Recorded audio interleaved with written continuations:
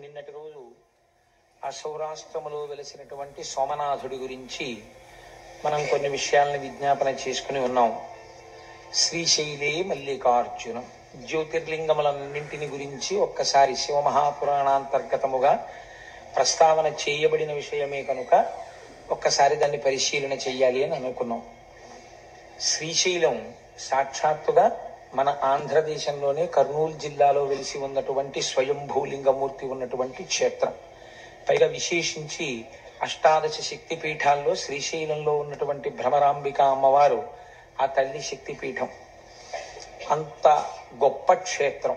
శ్రీశైల క్షేత్రం గురించి శంకర భగవత్పాదులు చాలా గొప్ప ప్రస్తావన చేశారు. నేను ఎందుకు ఈ మాట అంటున్నానంటే, శంకరాచార్యుల వారు సాధారణంగా క్షేత్రాల గురించి స్తోత్రాలలో అంతగా స్పృశించినట్లు మనకు కనపడదు. కానీ వారు శివానంద లహరి చేస్తూ మధ్యలో ఉన్నటువంటి శ్లోకాన్ని శ్రీశైలం గురించి ఆయన మాట్లాడారు. సంధ్యారంభ విజృంభితం శృతి శిరస్థానాంతరాధిష్ఠితం అంటూ. సంధ్య అన్న మాటకు అసలు అర్థం ఏమిటండి? సంధ్య అంటే రెండిటికి మధ్యలో ఉన్నది సంధ్య. చీకటి వెళ్ళిపోయి వెలుతురు వస్తోందనుకోండి, దాన్ని ప్రాతః సంధ్య అని పిలుస్తాం. అంటే ఉదయ వేళలో ఏర్పడినటువంటి సంధ్య. అలాగే సాయంకాలం వేళ వెలుతురు వెళ్ళిపోయి చీకటి వస్తోందనుకోండి, సాయం సంధ్య అని పిలుస్తాం. రెండిటి మధ్యలో ఉన్నదాన్ని సంధ్య అని పిలుస్తాం. సంధ్యారంభ విజృంభితం అన్న శ్లోకం కూడా మధ్యలోనే ఉంది శివానంద లహరికి. అది కాకతాళీయమా, శంకరాచార్యుల వారు ఏదైనా చెప్పాలని అనుకుంటున్నారా? అందులో ప్రత్యేకించి ఆ శ్లోకంలో శంకరాచార్యుల వారు శ్రీశైలంలో ఉన్నటువంటి మల్లికార్జునుడి గురించి ప్రస్తావన చేశారు. ఎందుచేత అంటే, సంధ్యారంభ విజృంభితం శృతి శిరస్థానాంతరాధిష్ఠితం సప్రేమ భ్రమరాభిరామమసకృత్సత్వాసనాశోభితం అంటూ భ్రమరాంబిక అమ్మవారి యొక్క నామాన్ని అందులో ఉటంకించారు. శివాలింగితం అని పూర్తి చేస్తూ పార్వతీదేవి చేత ఆలింగనము చేయబడిన స్వరూపంగా దర్శనం చేశారు ఆయన. ఇందులో మీరు తెలుసుకోవలసినటువంటి రహస్యం ఒకటి ఉంది. సంధ్య అన్న మాటయే ఆత్మ. మీరు జాగ్రత్తగా పరిశీలన చేయండి. ఎందుచేతంటే సంకల్పము వికల్పము అని రెండు ఉంటాయి. ఇది మనస్సు చేసేటటువంటి పని. ఒకే వస్తువుని గురించి నిరంతరంగా ఆలోచన చేసింది అనుకోండి మనస్సు, దాన్ని ధ్యానము అంటారు. సాధారణంగా ఇది మనం ఎప్పుడు చేస్తామంటే, మీకు తెలియకుండా మీరు చేసేస్తుంటారు ధ్యానం. మామూలుగా మీకు విషయం ద్యోతకం అవుతోంది అనుకోండి, లోపల ఎటో చూస్తూ ఏదో మాట్లాడుతూ చెప్పేస్తారు. మీకు విషయం జ్ఞాపకంలోకి రాలేదనుకోండి, మొన్నను మీకు ఏదో పని చెప్పాను, ఏం చెప్పానండి అని బయట చూడరు, ఏం చెప్పాను అని కళ్ళు మూస్తారు. కళ్ళు మూసుకోగానే మీరు జ్ఞాననేత్రం మీద ఒక్కసారి ధ్యానం చేశారనమాట ఆ వస్తువు గురించి. ఆజ్ఞాచక్రం మీద మనస్సు పెట్టగానే అది జ్ఞాపకానికి వస్తుంది. ఇది లౌకిక విషయాల్లో మనం చేస్తూ ఉంటాం. నిజంగా ధ్యానంలోకి అన్వయం చేసుకోవడం మనకి చేత కాదు. చేసుకుంటే చాలా అందంగా ఉంటుంది. ఇప్పుడు ఈ మనస్సులోంచి ఒక సంకల్పం వస్తుంది. అది ఏదో ఒక్క విషయం గురించే మాట్లాడింది అనుకోండి, అది చాలా గొప్ప విషయం అయి కూర్చుంటుంది. అలా మాట్లాడదు అది. మీరు ఎప్పుడైనా మనస్సుని పరిశీలన చేయండి. అది ఏం చేస్తుందంటే, మీరు దాన్ని స్వేచ్ఛగా విడిచిపెట్టి ఓ 10 నిమిషాలు ఇది ఇప్పటిదాకా ఏం చేసిందని వెనక్కి తిరిగి చూడండి. ఒక్క విషయం గురించి మాట్లాడదు. కాసేపు రేపు నేను ఇదొకటి చెయ్యాలి కదా, రేపు ఓంకార క్షేత్రం గురించి వస్తే గొప్ప విషయమే, భగవంతుడి గురించి ఆలోచించినట్టు అవుతుంది. రేపు నేను ఆ పని మీద వెళ్ళాలి, ఆఫీసులో ఈ పని రేపు పూర్తయిపోతుందా, రేపు ఫలానా వాళ్ళకి ఫోన్ చేద్దాం అనుకున్నాను, అదో పని చేయాలి, తర్వాత నేను బట్టలు దర్జీకి ఇచ్చి చాలా రోజులైంది, అవి తెచ్చుకోవడం మర్చిపోతున్నాను, ప్రతిరోజు అదొకటి తెచ్చుకోవాలి. ఇప్పుడు ఎన్ని విషయాలు ఆలోచించింది అది? ఏ ఒక్క విషయం మీద ఎడతెగని ఆలోచన లేదు. ఇలా ఇలా ఇలా ఇలా ఇలా ఇలా ఎగురుతుంది వస్తువుల మీద. అది దానికి ఉన్నటువంటి స్వభావం మనస్సుకి. ఇటువంటి మనస్సు ఒక ఆలోచన చేసి ఆ ఆలోచనను వదిలిపెట్టి ఇంకో ఆలోచన వైపుకి వెళ్ళాలి. చాలా జాగ్రత్తగా ఆలోచించండి. ఈ రెండు ఆలోచనల మధ్యలో ఏముంది? ఆత్మ ఉంది, మనస్సు లేదు. మళ్ళీ అది ఎక్కడి నుంచి పుట్టాలి? ఇంకో సంకల్పం.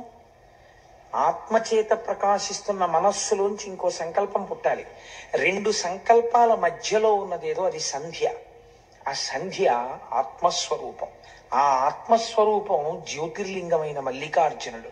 కాబట్టి శివానంద లహరిలో మధ్య శ్లోకం సంధ్యారంభ విజృంభితం. అది శంకరాచార్యులు వారి ప్రజ్ఞ. ఎంత గొప్పగా వారు అన్వయం చేశారో చూడండి.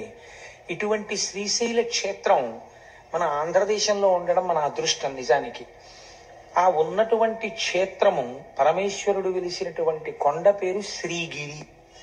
మనం ఎవరినైనా గౌరవవాచకంతో పిలవాలి అనుకున్నప్పుడు శ్రీకారం చుడతాం పక్కన. శ్రీ దొరగారు, శ్రీ ఏదో ఇంకొకరు అని శ్రీకారం చుట్టి పిలుస్తాం.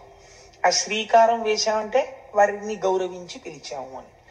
ఈ శైలమునకు ముందేమనుంది? శ్రీశైలము. దాని పేరు శ్రీగిరి. మిగిలిన కొండలు బోలెడన్ని ఉన్నాయి. ఏ కొండకైనా ఇలా ఉందా పేరు? ఉంది. దేనికి ఉంది? తిరుమల. తిరుమల కూడా శ్రీశైలమే. అందుకే వరాహ పురాణంలో శ్రీశైలే పూరయిష్యామి కించిత్ కాలాదనంతరం అన్నారు వెంకటేశ్వరుడు. శ్రీశైలములు రెండు. ఒక శ్రీశైలము తిరుమల. తిరు అంటే ద్రవిడ భాషలో గౌరవవాచకం, శ్రీకారం. తిరుమలై, మలై అంటే కొండ. శ్రీశైలము సంస్కృతంలోకి చెప్తే ఇది శ్రీశైలము. అక్కడ కరచరణాదులతో ఉన్నాడు, ఇక్కడ లింగమూర్తిగా ఉన్నాడు. రూపరూపిగా ఉన్నది ఒక్క పరమాత్మే, రెండుగా భాషిస్తున్నాడు. ఇక్కడ ఉన్నటువంటి శ్రీశైలము, ఆ కొండ పేరు శ్రీగిరి. ఈ శ్రీగిరి అన్న పేరు ఎందుకు వచ్చింది అంటే దాని గురించి స్థల పురాణం ఒక మాట మాట్లాడింది. ఒక భక్తురాలు నేను ఈ కొండగా మారాలని కోరుకున్నది కాబట్టి ఆమె శైలముగా మారినది అని కాదు. దాని యొక్క తాత్వికమైన రహస్యం వేరు. కొన్ని పరమ పవిత్రమైనటువంటి కొండలు ఉంటాయి. ఈశ్వరుడు కోరి కోరి అక్కడ స్వయంభూగా వెలుస్తాడు. అలా వెలియాలంటే అది ప్రాకృతముగా ఉన్నటువంటి కొండ కాదు, దాని యందు ఏదో శక్తి ఉండాలి. మీరు చూడండి, మనకి ఒక మాట మాట్లాడుతుంటారు, శిలాభోగం స్థలాభోగం అంటారు. శిలాభోగం అంటే ప్రపంచంలో ఎన్నో శిలలు ఉంటాయి. ఏదో ఒక శిలని పట్టుకొచ్చి ఒక ఆయన చెక్కుతాడు, ఓ గుళ్ళో పెడతాడు. దానికి ఎన్ని అభిషేకాలో ఎన్ని పూజలో అది మూర్తి అయిపోయింది, శిలాభోగం. అంతకన్నా గొప్ప మూర్తిని చెక్కి ఇంకో గుళ్ళో పెడతారు, ఆ గుళ్ళోకి వెళ్ళేవాడు ఉండడం. శిలాభోగం అంటే దానికి లేదా అదృష్టం రాని ఇక్కడికి భక్తులు అంటారు. స్థలాభోగం, మీరు కొన్ని కొన్ని స్థలాలు చూడండి, మహాత్ములు అడుగుపెట్టిన వేళా విశేషం ఏమిటో తెలియదు కానీ నేను విశాఖపట్నంలో చూశాను అలాంటి ఇల్లు. ఒక ఇల్లు ఉండేది, అంటే మా బంధువులే ఉండేవారు అందులో, అందుకని నాకు తెలుసు. చీకటి గుహ ఎలా ఉంటుందో గదులు అలా ఉండేవి ఆ ఇంట్లో. అంత చీకటి, అంత అలా ఉండేవి ఆ గదులన్నీ కూడాను. కానీ ఆ ఇంట మంగళతోరణం కట్టి మళ్ళీ మంగళతోరణం ఎండిపోయింది తీయడానికి టైం ఉండేది కాదు, మళ్ళీ తోరణం కట్టేసేవారు. ఎప్పుడూ శుభమే. ఆ ఇంట్లో ఎంత చిత్రం అంటే ఏదైనా శుభకార్యం జరగట్లేదంటే ఆ ఇంటికి వెళ్ళి ఓ 4 రోజులు ఉంటే శుభకార్యం అయిపోయేది. స్థలాభోగం, మీరు ఏమని చెప్పగలరు దానికి? స్థలాభోగం అనాలంతే. అంటే ఆ ఇంటికి ఏదో మహత్తరమైనటువంటి ఓ పెంకో ఏదో వచ్చేసింది అనమాట. ఆ స్థలం అటువంటిది. మనకి తెలియదండి ఒక్కొక్కసారి ఆ స్థలం అంత శక్తివంతమైందని మనం కనిపెట్టలేము, పెద్దలైతే కనిపెడతారు. శంకరాచార్యుల వారు పాదచారి అయి నడుస్తున్నప్పుడు ఒకానొక చోట వారు ఎండ నుంచి సేద తీరడం కోసం అని కూర్చున్నారు. మంచి రోహిణీ కార్తె. అటువంటి సమయంలో ఒక కప్ప నీటిలోకి దూకలేకపోయింది, ఆ ఎండకి శోషించిపోయింది. పక్కన పుట్టలో ఒక పెద్ద నాగుపాం ఉంది. ఆ నాగుపాం పాకుతూ వచ్చి కప్పని మింగుతుందని శంకరాచార్యుల వారు చూస్తున్నారు. అది పడగ పట్టి ఆ పడగ నీటిలో కప్పకి విశ్రాంతినిచ్చింది. విశ్రాంతి తీసుకున్న కప్ప నీటిలోకి దూకింది. వెంటనే శంకరాచార్యుల వారు అంతర్ముఖులై చూశారు, ఒక నాగుపాం కప్పకి ఎందుకు పడగ పట్టింది, కాబట్టి ఈ స్థలానికి ఏదో ప్రాముఖ్యత ఉండాలి అని. అప్పుడు వారు లోపల అంతర్ముఖులై చూస్తే అది ఋష్యశృంగ మహర్షి తపస్సు చేసిన ప్రదేశం. అందుకే అక్కడ జీవులకు ఒకదాని పట్ల ఒకదానికి శత్రుభావన లేకుండా చెనకకుండా అంత సంతోషంగా కలసిమెలసి ఉంటున్నాయి. ఇంత పరమ పవిత్రమైన భూమి కనుక ఇక్కడే నేను మొట్టమొదటి పీఠాన్ని పెడతానన్నారు. అదే ఇవాళ మనం ఆరాధన చేసేటటువంటి శృంగగిరి పీఠం కర్ణాటకలో. కాబట్టి స్థలాభోగము ఉన్నదా లేదా? ఉన్నది. శ్రీగిరి అన్నప్పుడు అందులో శ్రీ శకార రకార ఈకారములు ఉన్నాయి. షకార రకార ఈకారములుంటే శ్రీమాత అని ప్రారంభమైంది లలితా సహస్రనామం. ఆ మూడక్షరాలు బ్రహ్మశక్తి, విష్ణుశక్తి, రుద్రశక్తి, ఈ మూడు శక్తుల్ని తెలియచేస్తాయి. ఈ మూడు శక్తులు ఉన్నటువంటి కొండ, ఈ మూడు శక్తులు మమేకమైన శక్తి రూపిణి భ్రమరాంబిక, అందుకని శక్తిపీఠం. ఇప్పుడు ఆ కొండ మీద అడుగు పెట్టిన వాడికి సరస్వతీ కటాక్షం కావాలా, లక్ష్మీ కటాక్షం కావాలా, జ్ఞానం కావాలా? నువ్వు అడగక్కర్లేదు, నోరు తెరిచి నీకేది కావాలో అది ఆ కొండలోంచి ప్రసరిస్తుంది. అంత శక్తివంతమైన స్థలం అది, అంత శక్తివంతమైన కొండ ఆ కొండ. అందుకే శంకరాచార్యులు వారు యోగరత్నావళి స్తవంలో ఓ మాట అంటారు, శ్రీశైల శృంగే వివిధ ప్రసంగే శేషాద్రి శృంగే సదా వసంతం తమర్జునం మల్లిక పూర్వమేనం శ్రీశైల శృంగ కుహరేషు కదోపలప్స్యే గాత్రం యదా మమలతాః పరివేషయంతి కర్ణే యదాః విరచయంతి ఖగాశ్చ నీడాస్ అంటూ సిద్ధిం తథావిధ మనోవిలయం సమాధౌ అన్నారు. శ్రీశైలంలో తొందరగా మనస్సు లయమైపోతుంది అంటారు. అక్కడికి వెళ్ళి జపం చేసుకుందాం అనుకున్న వాళ్ళకి, అక్కడికి వెళ్ళి కూర్చుని మాకు ఒక ఆఫీసర్ గారు ఉండేవారు, ఇప్పుడు నాకు పుష్పమాల వేశారే ఆ వారు చేసిన ర్యాంక్కి సమానమైన ర్యాంకు, ఆ డిప్యూటీ మేనేజర్ క్వాలిటీ కంట్రోల్ అని మా ఆఫీసులో ఒక పరమ గౌరవనీయమైన పదవి, ఒక జిల్లా స్థాయి అధికారి. ఆయన పేరు అరుణ జటేశ్వరుడు, చాలా గొప్ప పేరు, ఎక్కడ ఉండదు అసలు. ఆయనే అరుణ జడాయ్ అని పిలుస్తుండేవారు. ఆయన పరమభక్తుడైన ఆయన శ్రీశైల క్షేత్రానికి వెళ్ళి భ్రమరాంబ అమ్మవారి దేవాలయపు గోడల దగ్గర కూర్చుని రుద్రాన్ని పారాయణ చేసి వస్తుండేవారు. అందుకే మహానుభావుడు ఒక పువ్వులా పనిచేసి ఒక పువ్వులా వెళ్ళిపోయారు ఆయన. మొన్ననే నాకు ఫోన్ చేశారు, ఈ మాట ఎప్పుడైనా వీలైతే ఒకసారి సభకి పిలిపిస్తాను వారిని, ఒకసారి రండి చెన్నై నుంచి అని. నేను ఎందుకు ప్రస్తావన చేశానంటే అక్కడ తొందరగా మనస్సు లయం అవుతుంది. సిద్ధిం తథావిధ మనోవిలయం సమాధౌ గాత్రం యదాహ మమలతాః పరివేషయంతి అంటారు శంకరాచార్యులు వారు. మీ మనస్సు లయమైపోతే మీకు బాహ్య ప్రపంచంతో సంబంధం ఉండదు. మీకు బాహ్య ప్రపంచంతో సంబంధం లేదు అని ముందు ఎవరు నమ్మాలి? తీగలు నమ్ముతాయి. తీగలు నేను వెళ్ళిలా కూర్చున్నా నన్ను చుట్టుకో, వీళ్ళు లేచి వెళ్ళిపోతాడని చుట్టుకోదు.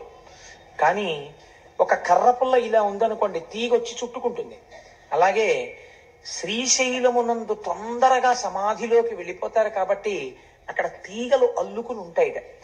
ఎన్ని ఓషధులకు ఆలవాలము శ్రీశైల పర్వతం. అసలు అన్నింటికన్నా ఆశ్చర్యం అండి, శ్రీశైలానికి దగ్గరలో ఒక క్షేత్రం ఉంది, అక్కడ అమ్మవారు ఉన్నారు, సిద్ధేశ్వరం అనుకుంటాను నాకు జ్ఞాపకం ఉన్నంత వరకు. మీరు అమ్మవారికి బొట్టు పెట్టచ్చు అక్కడ. మీరు అమ్మవారికి కుంకుమ బొట్టు పెడితే శిలామూర్తిగా ఉండదు, నుదురు మెత్తగా తగులుతుంది, వేలు పెట్టినప్పుడు మీ ఒళ్ళు పులకరిస్తుంది. శ్రీశైలం ఎన్ని రకాల ఉపాసనలకు ఆలవాలము, అంత గొప్ప క్షేత్రం శ్రీశైలం. అటువంటి శ్రీశైలంలో ఆ శ్రీశైల పర్వతం మీద పరమశివుడు స్వయంభూమూర్తిగా వెలిశాడు. మీరు చూడండి, ఎందుకు వెలియాలి? ఏదో కారణం ఉండాలి కదండి. నిన్న సౌరాష్ట్రే సోమనాథంచ ఒక కారణం కనపడింది, ఇక్కడ కూడా ఒక కారణం ఏమైనా ఉందా అంటే శ్రీశైలంలో ఎందుకు పరమశివుడు వెలయవలసి వచ్చింది అన్న దాని గురించి పెద్దలు ఒక హేతువుని చెప్తారు. క్రౌంచేన పర్వతే దూరంగతే తస్మిన్ స్వపుత్రకే తేచ తత్ర సమాసీనౌ జ్యోతి రూపం సమాశ్రితౌ పుత్ర స్నేహాతురౌ తవ్వై శివౌ పర్వణి పర్వణి దర్శనార్థం కుమారస్య స్వపుత్రస్య గచ్చతః అమావాస్యాం దిశే శంభు స్వయం గచ్చతి తత్ర పౌర్ణమాసే దినే తత్ర పార్వతీ గచ్చతి ధ్రువం.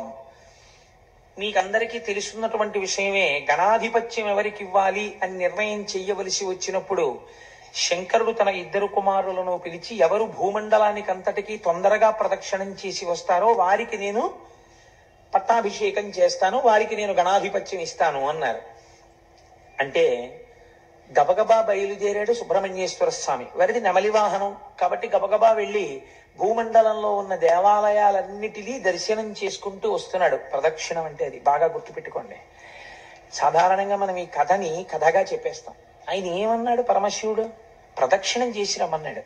ప్రదక్షిణం చేసి రమ్మంటే గుళ్ళల్లోకి ఎందుకండి? సుబ్రహ్మణ్యేశ్వర స్వామి వారు గిరగిరా తిరిగేసి వచ్చేయకూడదు ఏంటి? ఓ విమానం తిరిగేసినట్టు ఏరియల్ వ్యూ అంటాం కదా మనం, అలా నెమలి వాహనం ఎక్క అలా తిరిగిలా వచ్చేస్తే బాగుంటుంది కదా. ప్రతి గుళ్ళోకి వెళ్ళాడు ఆయన. ప్రతి గుళ్ళోకి వెడితే ఆయనకి ఏం కనపడేదంటే ఈయన గుళ్ళోకి వెళ్ళేటప్పటికీ విఘ్నేశ్వరుడు బయటికి వెడుతున్నట్టు కనపడేది. అయ్యో అన్న ఇదేంట్రా నాకన్నా ముందే బయటికి వెళ్ళిపోతున్నాడు, ఎలా వెళ్ళిపోతున్నాడు రా అనుకునేవాడు ఆయన. ప్రతి గుళ్ళోనూ ఈయన వెళ్ళడం, ఆయన బయటికి వెళ్ళడం. అదేంటి, ఎందుకు అసలు సుబ్రహ్మణ్యుడు గుళ్ళల్లోకి తిరగడం ఆయన చెప్పాడా? పరమశివుడు నువ్వు గుళ్ళల్లోకి వెళ్ళిరా, భూమండలం మీద ఉన్న గుళ్ళన్నీ చూసిరా అని చెప్పాడా? ప్రదక్షిణం చేసిరా అని చెప్పాడా? ప్రదక్షిణం చేసిరా అని చెప్పాడు. ప్రదక్షిణం చేసిరా అంటే గుళ్ళల్లోకి ఎందుకంటే వెళ్ళడం? అదే ప్రదక్షిణం అంటే. ప్రదక్షిణం అంటే ఏమిటో తెలుసా అండి? దేవాలయంలో ప్రదక్షిణం చేసేటప్పుడు లోపల ఉన్న మూర్తి మిమ్మల్ని పరిశీలన చేస్తాడు. నన్ను నమ్ముకున్నటువంటి మహాభక్తులందరూ నా దేవాలయంలో కొలువు తీరి ఉన్నారు, వీరికి నమస్కరించి వీరి అనుగ్రహంతో నా దగ్గరికి వస్తాడా, వీళ్ళంతటి వాళ్ళు వీళ్ళెందుకని నా దగ్గరికి వస్తాడా చూద్దామని వీళ్ళని వదిలి లోపలికెళ్ళిన వాడిని చూడగానే ఇలా మొహం తిప్పుతాట పరమేశ్వరుడు. కాబట్టి మీకు ఆ ఈశాన్యలింగం అని ఉంది అరుణాచలంలో. అరుణాచలంలో ఈశాన్యలింగం దగ్గర నందీశ్వరుడు ఇలా ఉంటాడు. మొన్న మేము వెళ్ళినప్పుడు ఆయన ఎందుకు అలా మొహం పక్కకి తిప్పుకుని ఉన్నాడు అని అడిగితే ఆయన తమిళంలో చెప్తే ఏదో వచ్చిన వాళ్ళు ఎవరో దాన్ని తర్జుమా చేశారు. ఒక మహాభక్తుడు, ఒక ఆయన, కొంతమంది భక్తులు పల్లెటూరు నుంచి వచ్చారు కానీ వాళ్ళు పరమ భక్తులు. వాళ్ళు వచ్చి దర్శనం చేసుకుందాం అంటే ఈ నంది అడ్డొచ్చింది. అడ్డొస్తే వాళ్ళు శివుడికి చెప్పారు, ఈశ్వర నీ దర్శనం చేసుకుందాం అంటే ఈ నంది అడ్డొస్తోందని. ఆయన అన్నాడు, నా భక్తులకు కనపడే వరకు కాసేపు మొహం అలా పక్కకి తిప్పన్నాడు. అందుకని ఇలా పెట్టాడు ఆయన. మళ్ళీ నువ్వు ఇటు తిప్పచ్చు అనలేదు, ఏమో ఇలాంటి వాళ్ళు ఇంకా వస్తారేమో అలా ఉండు కాసేపు అన్నట్టే లెక్క. అందుకని అలాగే ఉన్నాడు ఈశాన్యలింగం. కాబట్టి చూడండి, భక్తుల పట్ల ఆయన ఎంత ప్రీతి వహించి ఉంటాడో చూడండి. లోపల భక్తి ఉంటే ఆయన దాన్ని గమనిస్తాడు. ప్రదక్షిణం అంటే దేవాలయాలలోకి వెళ్ళి చేసినది ప్రదక్షిణం. అరుణాచల శైలమునకైనా సరే అరుణగిరి ప్రదక్షిణం చేసేటప్పుడు దేవాలయాల్ని విడిచిపెట్టి మీరు కొండ చుట్టూ తిరిగితే అది ప్రదక్షిణం అవుతుందని నేను అనుకోవట్లేదు. ఎందుకంటే అలా శాస్త్రం మాట్లాడలేదు కనుక. లేకపోతే తలుపులు తీసి అర్ధరాత్రి వేళ కూడా లింగ దర్శనం అయ్యేటట్టుగా శ్రీ అరుణాచలంలో ఎందుకు ఉంచుతున్నారు? మీరు వెళ్ళితేనే ప్రదక్షిణం పూర్తవుతుందని. మీరు వదిలిపెడితే ప్రదక్షిణ ఎలా అయింది? మీరు దేవాలయ సహితంగా చేసిందే ప్రదక్షిణం. మీరు లోపల తిరిగినప్పుడు కూడా ఆళ్వారులు ఉంటారు విష్ణువాలయం అయితే, నాయనారులు ఉంటారు శివాలయం అయితే, మీరు ప్రదక్షిణ పురస్సరంగా వెళ్ళాలి. చాలా మంది ప్రధాన దేవత దగ్గరికి వెళ్ళి వస్తారు, దానివల్ల ఈశ్వర అనుగ్రహం కలుగుతుందని నేను అనుకోవట్లేదు. మీకు భూమండల ప్రదక్షిణంలో విఘ్నేశ్వరుడు చేసిన ప్రదక్షిణమే దానికి ప్రమాణం.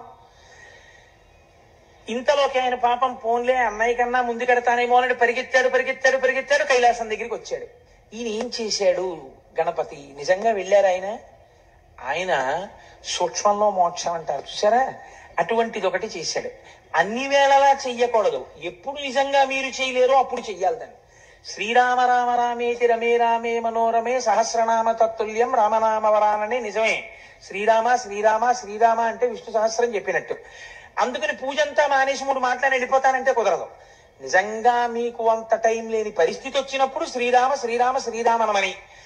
పాపం నెమలి వాహనము లేదు, స్థూలకాయం ఎలక వాహనం, నేను తిరగలేనేమో అనుకుని అన్ని విధాలా బేరీజు వేసుకున్నప్పుడు ఆయన ఏం చేశాడంటే, నాన్నగారు తల్లిదండ్రులకు చేసినటువంటి ప్రదక్షిణం భూమండలానికి చేసిన ప్రదక్షిణంతో సమానం, కాబట్టి నేను మీకే ప్రదక్షిణం చేసి మీకే నమస్కరిస్తున్నాను, అశక్తుడను కనుక. ఈయన అశక్తుడే, అలా సుబ్రహ్మణ్యుడితో సమానంగా వెళ్ళడానికి ఎవరు అంగీకరించాలి? సర్వజ్ఞుడైన శంకరుడు అంగీకరించాలి. ఈ బుద్ధి కుశలత ప్రదర్శించాడు, గణాధిపత్యం ఇచ్చాడు. చిన్న పిల్లలకి మంకుతనం ఉంటుంది కదండి, అందులో నువ్వు ఓడిపోయావురా అన్నారు అనుకోండి, చాలా బాధగా ఉంటుంది. అంతవరకు ఎందుకంటే ఓ బస్సులో ఆడపిల్లలు మగపిల్లలు కలిసి వెళ్తున్నప్పుడు అంత్యాక్షరి పెట్టి గెలిచారని మగపిల్లలకి ప్రైజ్ ఇస్తే పెద్ద అలరైపోతుంది. ఆడపిల్లలకి ఇస్తే మగపిల్లలందరూ మొహాలు ముడిచేసుకున్నారు మేము మనం వెళ్ళినప్పుడు. అంటే అదో ముచ్చటనుకోండి. ఎందుచేత అంటే ఓడిపోయావు అనేటప్పటికీ అది జీర్ణం కాదు, ఆ మాట వాళ్ళు అంగీకరించలేదు. అందుకే మనం ఇంగ్లీష్ లో దానికి ఒక చమత్కారమైన మాట రన్నర్స్ అప్ అని పెట్టారు. ఏమిటో అంటే ఓడిపోయిన వారు అని అనకుండా, ఇదేంటి వీరిని గెలిచిన వారు వారిని గెలిపించిన వారు వీరు అని ప్రైజ్ ఇచ్చారనుకోండి, బహుశా సంతోషిస్తారేమో, ఓ మర్యాద ఉంది కాబట్టి. కనుక ఇప్పుడు సుబ్రహ్మణ్యుడు ఓడిపోయాడు, పెద్ద ఆయన గెలిచాడు, అందుకని వాడికి నేను పట్టాభిషేకం చేస్తున్నాను రా అన్నారు. అంటే అది అంగీకరించలేని అజ్ఞాని సుబ్రహ్మణ్యుడు కాడు. కానీ నాన్నగారు ఆయన ఈ ధర్మ సూక్ష్మం ఒకటి ఉంది శాస్త్రంలో అని చెప్పేసి అంగీకరించేసి ఆ అన్నయ్యకి చేసేశారు, అన్నయ్యకి చేసేశారని ఆయన బాధ కాదండో. అన్నయ్యకి చేసేశారని బాధ అయితే రావణాసురుడు కుబేరుడి మీద యుద్ధానికి వెళ్ళినట్టు యుద్ధానికి వెళ్ళాలి. ఆయనకి అది కాదు బాధ. ఓటమి వలన కలిగినటువంటి చిన్ని అక్కసు. చంటి పిల్లాడు కదండి సుబ్రహ్మణ్యుడు అంటే. ఆ మాత్రం లేకపోతే అందమే ఉంటుందండి పిల్లల దగ్గర. 70 ఏళ్ళు వచ్చినా పిల్లాడు అమ్మ దగ్గరికి వెళ్ళినప్పుడు అమ్మే, నాన్నగారి దగ్గరికి వెళ్ళినప్పుడు నాన్నగారే. పిల్లలు తల్లిదండ్రుల దగ్గర అలాగే ఉంటారు. అందుకని చిన్న కోపం వచ్చింది. కోపం వచ్చి నేను వెళ్ళిపోతున్నానని వెళ్ళిపోయాడు. ఎక్కడికి వెళ్ళిపోయాడు? ఎక్కడికి వెళ్ళిపోయినా తెలుస్తుంది వాళ్ళకి. వాళ్ళకి తెలియదేంటి సర్వజ్ఞులు పార్వతీ పరమేశ్వర్లు కనుక చూశారు ఎక్కడికి వెళ్ళాడు వీడని. ఇంట్లో ఫంక్షన్ అయిపోయింది, పట్టాభిషేకం. ఓసారి వీడి దగ్గరికి వెడదాం రమ్మని కబురు చేశారు. రే నాన్న వచ్చి అదేమిట్రా, నేను రాను అన్నాడు. పిల్లలు చూడండి మూతి పొడుచుకుని వీధుల మీద ఎక్కి కూర్చుంటారు. నేను రాను ఇంట్లోకి అంటారు. తండ్రి 2 రెక్కలు ఎత్తి తీసుకొచ్చేయగలడు ఇంట్లోకి, కానీ అలా తీసుకురాడు. వెళ్ళి చాలా బతిమాలతాడు. అందులో ఏముంది? తండ్రి ఓటం ఉందా? తండ్రితనం ఉంది, తల్లితనం ఉంది కదండి. ఇప్పుడు మీకు శ్రీశైల క్షేత్రం వింటే ఏమర్థం అవుతోంది? శివలింగాన్ని చూడగానే మీకు ఎంత పులకరింత రావాలి, నువ్వు మా తండ్రి. అందుకని కదా ఇంత బతిమాలడమా సుబ్రహ్మణ్యుడి కోసం. అందుకని పార్వతీ పరమేశ్వరులు ఇద్దరూ కైలాస పర్వతం నుంచి సుబ్రహ్మణ్యుడి కోసం వచ్చారు. చూడండి, ఈ అరుగు మీద పిల్లాడు కూర్చుంటే దెబ్బలాడిన నాన్నగారి మీద కోపం వచ్చి పిల్లాడు అక్కడ కూర్చుంటే నాన్నగారు ఇల్లు ఇలా పక్కన కూర్చుని ఏదో చెప్దాం అనుకునే వాళ్ళకి వాళ్ళు లేచి మళ్ళీ ఈ అరుగు మీదకి వెళ్ళిపోతాడు. అలా సుబ్రహ్మణ్యుడు ఓ 24 క్రోసులు ముందుకు వెళ్ళిపోయాడు. వెళ్ళిపోతే శంకరుడు ఎక్కడికి వెళ్ళి కూర్చున్నాడు? ఆయన వెళ్ళి మల్లె తీగల చేత చుట్టుకోబడినటువంటి ఒక అర్జున వృక్షం కింద ఆయన కూర్చున్నాడు. ఆయన వెడితే అమ్మగారు ఊరుకుంటుంది ఏంటి? ఆవిడ మహాపతివ్రత. ఆవిడ కూడా గబగబా వెళ్ళింది పక్కకి. వెళ్ళి ఆవిడ కూర్చుంది. ఏమిటండి వీడు మంకుతనం? మీ అంతటా ఆయన అసలు ఏం బొత్తిగా బుద్ధి లేదు, ఏం చిన్నవారా చితకవారా? ఏమిటి మీ పెద్దరికం తెలుసుకోకుండా ఇప్పుడు మీదే బతిమాలు వస్తే వాడు వెళ్ళిపోవడం ఏమిటి అంది. పోన్లేదు పిల్లాడు అన్నారు. అని మొట్టమొదట అమావాస్య రాగానే చీకటి కదా, కొత్త ప్రదేశం కదా, ఒక్కడు ఎలా ఉన్నాడో ఏమిటో అని ముందు శంకరుడు వెళ్ళాడు. వెళ్ళి అయిపోయింది, అప్పటికాలక తీరిపోయింది. వెళ్ళిపోయి అదే దండాయుధ పాణి అంటారు. ఆయన వెళ్ళి ఆ పిల్లాడి దగ్గర కూర్చుని ఏంట్రా నాన్న ఇలా వచ్చావు అంటే అప్పటికి ఆయన మహాజ్ఞానిగా నిలబడ్డాడు. అంటే కోపం పోయింది. ఆ క్షేత్రం మనం దర్శనం చేస్తాం. అందుకే ఈయన అమావాస్య నాడు వెళ్ళి దర్శనం చేసి వస్తారు. ప్రతి పౌర్ణమి నాడు అమ్మవారు వెళ్ళి దర్శనం చేసి మళ్ళీ వస్తుంటుంది శ్రీశైలానికి. పిల్లాడికి దగ్గరలో ఉన్నాం అనిపించుకోవడానికి అక్కడే ఉండి చక్కగా ఇద్దరిని చూస్తూ సుబ్రహ్మణ్యుడిని చూసుకుంటూ ఎలాగో వచ్చాం కదా ఈ క్షేత్రానికి, ఇక్కడ చక్కగా ఈ మల్లె చెట్టు కిందకు వచ్చాం కదా అని పిలిచారు. ఎవరు ప్రార్థించారని పిలిచారు? ఇందులోనే మీరు శ్రీశైలానికి సంబంధించినటువంటి ఒక గొప్ప రహస్యాన్ని పట్టుకోవాలి. సుబ్రహ్మణ్యుడు అలిగితే తండ్రితనం చూపించి వచ్చాడైన. సుబ్రహ్మణ్యుడు అలిగితే తల్లితనం చూపించి వచ్చాడైన. మీరు కూడా అలక చేతనో అజ్ఞానం చేతనో అబ్బెబ్బే భగవంతుడు ఎక్కడండి, అన్నీ నేనే ఈ శరీరం చూపించుకుని భగవంతుడికి దూరం అయిపోయాం మనం కూడా కదండి. ఇలా దూరం అయిపోయిన వాళ్ళు ఎవరైనా ఉంటే వాళ్ళ దగ్గరికి నేనే వెళ్ళిపోతానని చెప్పొచ్చి ఆయన శ్రీశైలంలో కూర్చున్నాడు. దూరం అయిపోయిన వాళ్ళని వెతుక్కుంటూ ఆయన వస్తే ఆయన మా అమ్మ నాన్నగారు అక్కడ కూర్చున్నారు అనుకుని మీరే శ్రీశైలం వెళ్ళారనుకోండి, ఎంత సంతోషపడిపోతాడండి. నా పిల్లలు చూడవే, కడుపున పుట్టిన వాడి కన్నా వీళ్ళు నా పిల్లలే చూడు, నా కోసం వచ్చాడు అని పొంగిపోతాట. అందుకే శ్రీశైల మల్లికార్జునుడిది ధూళి దర్శనం. ధూళి దర్శనం అంటే మీరు కాకినాడలో బయలుదేరి శ్రీశైలం వెళ్లే లోపల ఓ 10 గంటలో 15 గంటలో నిద్రపోతారు. ఏ బట్టలో కట్టుకుని ఏ హోటల్లోకో వెళ్ళి అన్నం తినేస్తారు. ఆ పచ్చడి గిచ్చడి మీద పోసేసుకుంటారు. ఓ 2 మాటలు మూత్ర విసర్జన చేసేస్తారు. ఇంకో మాట అవసరమైతే ఇంకొక శంక కూడా తీర్చుకుంటారు. ఆ బట్టలతో శ్రీశైలం కొండ మీద కడతారు. వెళ్ళిన తర్వాత మీరు ఒక కాటేజ్ ఏదో తీసుకుని లోపలికి వెళ్ళి స్నానం చేసి శౌచంతో వెళ్ళి శివలింగాన్ని ముట్టుకున్నారు అనుకోండి, కొంచెం చిన్నబుచ్చుకుంటాడు ఆయన. ఏమిటంత శౌచంగా వచ్చాడు వీడు అని. మీరు ఆ శ్రీశైల క్షేత్రానికి వెళ్ళగానే కాళ్ళ నిండా మట్టి పట్టేసి కాళ్ళు కడుక్కోకుండా చేతులు కడుక్కోకుండా స్నానం చేయకుండా పూర్తి చేసుకున్న శరీరంతో అనగా దూరదేశం నుంచి వెళుతున్నారనుకోండి, ఎంత అశౌచం అండి. మరి మలమూత్ర విసర్జన చేసిన శరీరం ఎంత అశౌచంతో కూడుకున్నది. పైగా మీరు కొంతసేపు నిద్రపోయారు బస్సులో రైల్లో, నిద్ర ఎంత అశౌచం వస్తుంది. ఎందుకంటే కొన్ని శరీరంలోంచి ఆ విసర్జింపబడవలసినవి బయటికి వస్తాయి, నిద్రపోతే పుసులు కడతాయి కళ్ళు. ఇటువంటివన్నీ ఏర్పడినప్పుడు మళ్ళీ స్నానం చేసి కానీ దేవాలయంలోకి వెళ్ళకూడదు. మీరు ఇన్ని అశౌచాలు దగ్గర పెట్టుకుని కాటేజీలో పెట్లు పారేసి ఈ మట్టి చేతులతో ఈ మట్టి కాళ్లతో వీలైతే ఇంకోసారి శ్రీశైలం కొండ మీద ఒక కప్పు టీ తాగకపోతే ఉండలేనని తాగేసి కాళ్ళు కడుక్కోకుండా శ్రీశైలం గుడి దగ్గరికి వెళ్ళి ధూళి దర్శనానికి వచ్చామండి అని లోపలికి వెళ్ళి ఈ మట్టి కాళ్లతో మోకాళ్ళ మీద కూర్చుని మట్టి చేతులతో శివలింగాన్ని ముట్టుకుని చెమట పట్టేసిన మొహంతో శివలింగం మీద తల తాటిస్తే పొంగిపోతట ఆయన. వీడు రానా కొడుకంటట, సర్వకామ్య సిద్ధినిస్తట. దీన్ని ధూళి దర్శనం అంటారు శ్రీశైలంలో. శ్రీశైలంలో మీరు అందుకే దేవాలయం దగ్గరికి వెళ్ళి ఫలానా చోటు నుంచి వచ్చామండి ధూళి దర్శనానికి వచ్చామంటే లోపలికి వెళ్ళిపోండి అంటారు. నేను ఎన్నో మాటలు శ్రీశైలంలో అలా ధూళి దర్శనం చేశాను. కాబట్టి ధూళి దర్శనం శ్రీశైలంలో చెయ్యాలి. ఎందుకు చెయ్యాలి అంటే, ఉదాహరణకి అంటే మీకు అర్థం అవడం కోసం చెప్తున్నాను సుమండి. 10 మాటలు కోటేశ్వరరావు ఎందుకు స్వవిషయం ప్రస్తావన చేస్తాడు అని మీరు అనుకోకండి.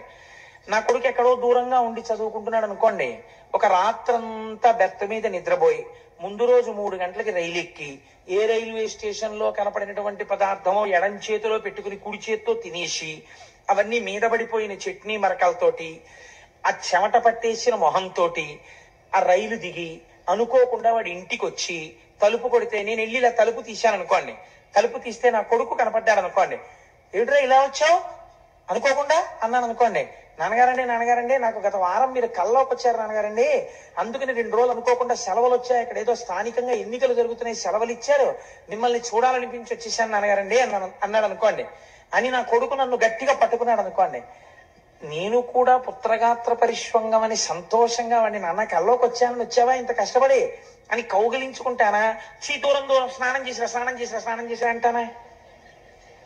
కౌగిలించుకుంటానంతే. తండ్రిగా మీకే ధూళి దర్శనం ఉంది కదండి.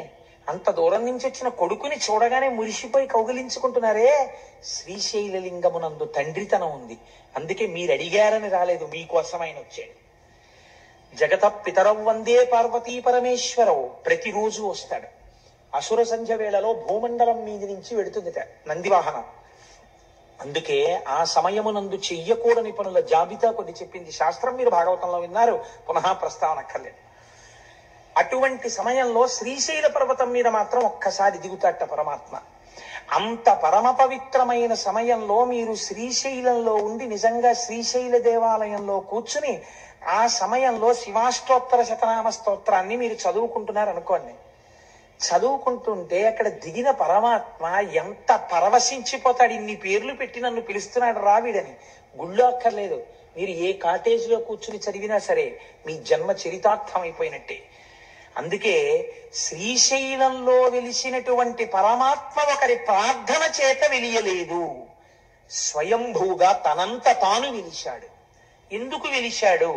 మీకు నాకు తల్లిగా తండ్రిగా వెలిశాడు ఆయన. అందుచేతనే అక్కడ ధూళి దర్శనం ఇచ్చాడు. అందరికన్నా చేతకాని వారెవరో వారి చేత పూజలు అందుకుంటాడు. తెలుసా అండి?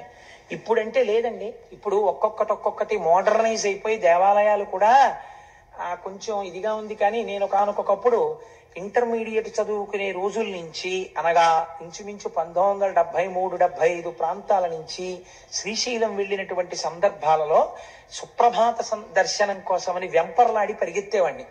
ఆ రోజుల్లో చెంచులు వచ్చేవారు. చెంచులు వచ్చి ఎంతంత డప్పు నిజంగా. నేను నా భార్య నా పెళ్ళయిన తర్వాత కూడా అస్తమానం శ్రీశైలం వెళ్ళేవాళ్ళం. పెద్ద డప్పులు, ఇంతంత డప్పులు పట్టుకొచ్చి పెట్టుకుని అర్చక స్వాములు ప్రాతస్మరామిగ ననాద మనాద బంధుం సింధూరపూరప దిశోభిత గండ యుగ్మం ఉద్దండ విఘ్న పరిఖండ నచండ దండ ఆఖండలాది సురనాయక బృందవంత్యం అన్న సుప్రభాతం చదివి తెర తీసి శివలింగ దర్శనం అయ్యే ముందు ఎవ్వరూ చూడకండి, ముందు దర్శనం నందికే నందికే నందికే అని చెప్పేవారు. తెర తీయగానే నిజంగా ఈ చెంచులు ఆనందంతో వాయించేవారు. వెన్నుపాములోంచి పులకరింతలు వచ్చేసేవి నిజంగా ఆ వాయిద్యాలు వింటుంటే. అంత సంతోషంతో మల్లమ్మ మల్లమ్మ ఓచెవిటి మల్లమ్మ మల్లమ్మ మల్లమ్మ ఓచెవిటి మల్లమ్మ నడిచేవారు. ఆయనకి అదో పేరండి. చెవిటి మల్లన్న నరిస్తే పొంగిపోతాడు శ్రీశైలం వెళ్ళి. భగవంతుడికి ఏమైనా మంచి పేర్లు ఉంటాయి. ఓ శివ అంటారు, ఓ శంకర అంటారు. చెవిటి మల్లన్న ఏమిటండి? అక్కడికి వెళ్ళోసారి ఓ చెవిటి మల్లన్న విన్నావా అంటే పొంగిపోతాట ఆయన. ఆయనకి అదో పేరు శ్రీ మల్లికార్జునుడికి. ఎక్కడైనా విన్నారా మీరు ఇటువంటి చేష్టితం? ఏమిటి సౌలభ్యం పరమాత్మది అంటే, ఒక భక్తుడు ఒకడు నువ్వు నన్ను రక్షించి కాపాడు సుమా అన్నాడు. ఏమీ తెలియని అమాయకపు భక్తుడు. అలాగే ఉంది శివలింగం. బయటికి వచ్చి మళ్ళీ చెప్పాడు, నేను చెప్పింది విన్నావా, నిన్ను నమ్ముకుని వచ్చాను తండ్రివని, చెయ్యాలి సుమా అన్నాడు. అలాగే ఉంది శివలింగం. విన్నాడా అని అనుమానం వచ్చింది. లోపలికి జనం వెళ్తున్నారు వస్తున్నారు, నేను చెప్తున్నాను విన్నాడంటావా, ఓ చెవిటి మల్లమ్మా విన్నావా అన్నాడు. వెంటనే బాబాయ్ వీడు ఇంకో మాట అనకుండా తీర్చేద్దామన్నా కోరిక తీర్చేసేద్దాం. అప్పటి నుంచి ఇప్పటి వరకు చెవిటి మల్లమ్మ అన్న బాబాయ్ విన్నాను రే అంటట. తండ్రిని చూడండి మీరు. తండ్రి మహాప్రాజ్ఞుడు, అందరి చేత నమస్కరింపబడేవాడు, లోకపూజితుడు. అటువంటి తండ్రి కుర్చీలో కూర్చుని ఉంటాడు. ఆయనతో మాట్లాడడానికి పెద్దలైన వారు వచ్చి గదిలో కూర్చుని ఉంటారు. వాళ్ళతో మాట్లాడుతుంటాడు.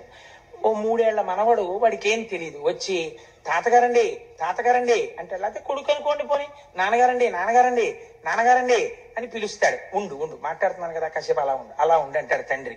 వాడు చూసి తండ్రి అంతకీ వింటలేదని ఆ కుర్చీ మించి మెల్లిగా ఏదో కొండెక్కేసినట్టుగా పొడుగాటి కాలు మించి తొడ మీదకి ఎక్కేసి ఇలా కంఠం పట్టుకు నిలబడితే పడిపోతామని తండ్రి ఇలా వాడి నడుం చుట్టూ చెయ్యేసి పట్టుకుంటే ఆయన చెవులో పెట్టి వేలు, నాన్నగారండి నాన్నగారండి అని ఆయన మొహం పెట్టుకుని ఇలా అడ్డొచ్చేసి, నాన్నగారండి నాన్నగారండి ఉండు నాన్న మాట్లాడుతున్నానా అంటాడు తండ్రి. అంటుంటే ఆఖరికి నాన్నగారండి అని ఇలా కొడతారు. ఏమిట్రా అంటాడు తండ్రి. అంతేగాని పోలీస్ స్టేషన్ లో కేసు ఎట్టేస్తాడు. ఏంటి ఏమిటి అంటే, నీకు చెప్పింది వినరే అంటాడు వాడు. సరే చెప్పు ఏమిటి? ఇంతమందిలో వాడు అంటాడు, ఇందాక నుంచి చెప్పాను మీరు వింటే కదా చూడా అంటే, ఫోన్లేరా చెవుడి చెప్పు ఏమిటి అంటే, మీరు నాకు జామకాయ తెస్తానన్నారు సాయంకాలం, తెస్తాను తప్పకుండా తీసుకొస్తాను, దిగు వెళ్ళు మీ అమ్మ దగ్గరికి అంటే. అంతేగాని తండ్రి కోపగించేసుకున్నాడా, పోలీస్ స్టేషన్ లో కేసు ఎట్టాడా, అది తిరిగి కొట్టేశాడా? తండ్రితనం శ్రీశైలంలో కూడా అంతగా ఉంటుంది. సామాన్యమైన తండ్రికే అంత ప్రేమ ఉంటే మా స్వామి శ్రీశైల మల్లికార్జునుడికి ఎంత ప్రేమ ఉంటుందండి. తెలుసున్నవాడు అలా పిలవకూడదు. నా స్వామి పలకగలడని తెలిసి కూడా వెళ్ళి చెవిటి మల్లన్నోయ్ అనకూడదు.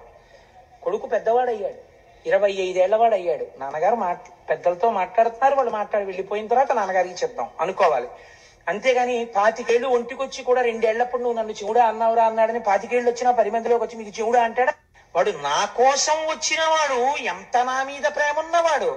కాబట్టి అలా వచ్చిన వాడిని గురించి ప్రత్యేకం రాయండి ఖాతాలో. శ్రీశైలం వచ్చాడంటే నేను ఒకటి ప్రార్థనను అనుసరించి రాలేదు, తండ్రిగా వచ్చి కూర్చున్నాను. నేను తండ్రినని నా కోసం వాడంత శ్రమపడి డబ్బు ఖర్చు పెట్టుకుని వచ్చాడు. మరి ప్రత్యేకం రాయొద్దు వాడి పేరు? గబుక్కుని చిత్రగుప్తుడి కంప్యూటర్లో ఏమైనా పొరపాట్లు పడిపోతాయేమో, నాన్న నువ్వే అక్కడ కూర్చో జాగ్రత్తగా రాయి, వ్యాసుడు చెప్పేస్తుంటే నీ దంతాన్ని విరగ్గొట్టి ఏకదంతం శూర్పకర్ణం అని పేరు పెట్టుకుని అంత పెద్ద భారతాన్ని ఒక్క తప్పు లేకుండా రాశావు కదా, చక్కగా అక్కడ కూర్చుని శ్రీశైలం వచ్చిన వాళ్ళ పేర్లన్నీ చెప్తారు. గోత్రం పేరు చక్కగా రాయి నాన్న అని చెప్పింది అమ్మవారు. అమ్మవారు ఏం చెప్తే చేస్తారు. ఆ కొడుకులిద్దరూ మంచి కొడుకులు, విన్నారు కదా మన మూక పంచశతిలో. అదే మూకశంకరులు అడిగారు, నీకు ఎవరి మీద కావాలమ్మా నీ కారుణ్యం? కొడుకులిద్దరూ వృద్ధిలోకి వచ్చేశారు. భర్త మహానుభావుడు, లోక పూజితుడు. ఇంకా కారుణ్యం నీ బిడ్డలకక్కల్లా, నీ భర్తకక్కల్లా, ఇంకెవరికి మా మీద ఉలకబోస్తాయన్నారు. అలా అమ్మవారు ఎంత కారుణ్యమూర్తి అక్కడ పెట్టింది ఆయన్ని. నువ్వు రాయిరా అబ్బాయి అయింది. అందుకే మనం రవి సుధాకరవన్నిలోచన రత్నకుండల భూషిణి ప్రవిలమంబుగమమ్ము నేలిన భక్త జన చింతామణి అని ఆ భ్రమరాంబికాష్టకం చేస్తూ ఓ మాట చెప్తాం. సాక్షి గణపతి కన్న తల్లివి సద్గుణావతి శాంభవి మోక్షమొసగెడు కనక దుర్గవు మూల కారణ శక్తివి అని అమ్మా భ్రమరాంబ అని అమ్మవారిని స్తోత్రం చేస్తాం. సాక్షి గణపతిని పెట్టింది అమ్మవారు. అందుకే శ్రీశైలం వెడితే తప్పకుండా సాక్షి గణపతి దగ్గర ఆగాలి. లోపలికెళ్ళి పైకి చెప్పుకోవాలి, ఆత్రేయస గోత్రం కోటేశ్వర శర్మ అని చెప్పాలి. ఆయన టకటకగా రాసేసుకుంటాడు, స్వామి కృతజ్ఞుడను అని బయటికి రావాలి. ఒకవేళ రేపు పొద్దున్న ఉత్తరోత్తర ఏమైనా పొరపాటు పడిపోయినా చీనోరుమై నువ్వు ఇప్పుడు వెళ్ళావు అంటే ఈయనకు అభాలో చెప్తాడు, లేరువాడు వచ్చాడు అని చెప్తారు. పొంగిపోతారు అమ్మవారు అయ్యవారు. అయ్య బాబాయ్ శ్రీశైలం ప్రత్యేకం తండ్రి కోసం అమెరికా నుంచి వచ్చిన వాళ్ళు లాంటి వాడు వీడు, అందుకని 10 మందికి చూపించుకోవలసిన వాడు, వీడి జోలికి మనం వెళ్ళకూడదని వదిలిపెట్టేస్తారు.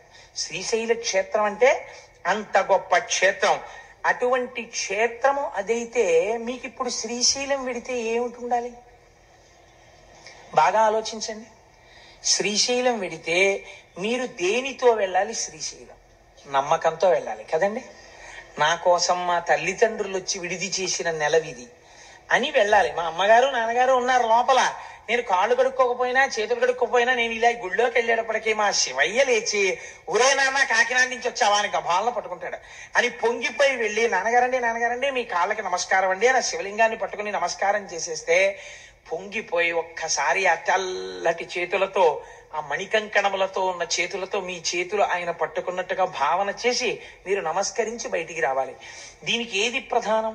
విశ్వాసం ప్రధానం. కాబట్టి స్వామి అన్నారు శిఖరేశ్వరము అని ఒకటి శ్రీశైలంలో పెట్టారు. ఇక్కడ వచ్చింది తమాషా అంతా. ఈ శిఖరేశ్వరంలో ఏం చేస్తారు అంటే నువ్వులు పట్టుకెళ్ళి నంది యొక్క విగ్రహం దగ్గర పోస్తారు. చరణంది అంటారు. పూర్వకాలంలో చరణంది అని ఒకటి ఉండేది శివాలయాల్లో. మామూలుగా స్థిరనంది అని ఒకటి ఉంటుంది, అది కదలదు. చరణంది అని ఒకటి ఉంటుంది, అది కదులుతుంది. ఆ నంది అది ఎందుకు కదులుతుందంటే పూర్వం ఎందుకు పెట్టేవారంటే చరణందిని, చిన్న నందిని ఒకవేళ పూర్వం ఇంత వైద్య సదుపాయం ఉన్నటువంటి రోజులు కావు, ఏ అర్ధరాత్రి వేళో అపరాత్రి వేళో, అందుకే శివాలయం విష్ణువాలయం ఈ 2 ఆలయాలు లేని ఊళ్ళు ఉండేవి కావు. ఈ 2 ఆలయాలు తప్పకుండా ఉండాలి ప్రతి ఊళ్ళో. దేని కొరకు అంటే ఎవరైనా గర్భిణి అయ్యున్నటువంటి స్త్రీకి అనుకోకుండా నొప్పులు వస్తే పట్నానికి తీసుకెళ్లడానికి అవకాశం లేకపోతే అంతరాలయం మూసేసి ఉన్నా కూడా పరిగెత్తుకుంటూ అర్చకుడి దగ్గరికి వెడితే ప్రధానమైన తలుపు తీసేవారు. తీస్తే ఈ చరణందిని తిప్పుతారు. ఎటువైపుకి ఈ బాధపడుతున్నటువంటి స్త్రీ ఉందో, గర్భిణీ స్త్రీ ఇల్లు ఎటుందో అటు ఈ నందిని తిప్పుతారు. ఈ చరణంది అటు తిరగగానే అటువైపు బాధపడుతూ ప్రసవం జరగకుండా బిడ్డ అడ్డుపడి ఇద్దరి ప్రాణాలు పోతాయేమో అనుకున్న వాళ్ళకి కూడా ఎందరికో సుఖప్రసవాలు జరిగినటువంటి గడ్డ ఈ గడ్డ. ప్రత్యేకించి త్రిలింగ దేశం ఈ దేశం. అందుకే అనేక శివాలయాలలో చరణందులున్నాయి.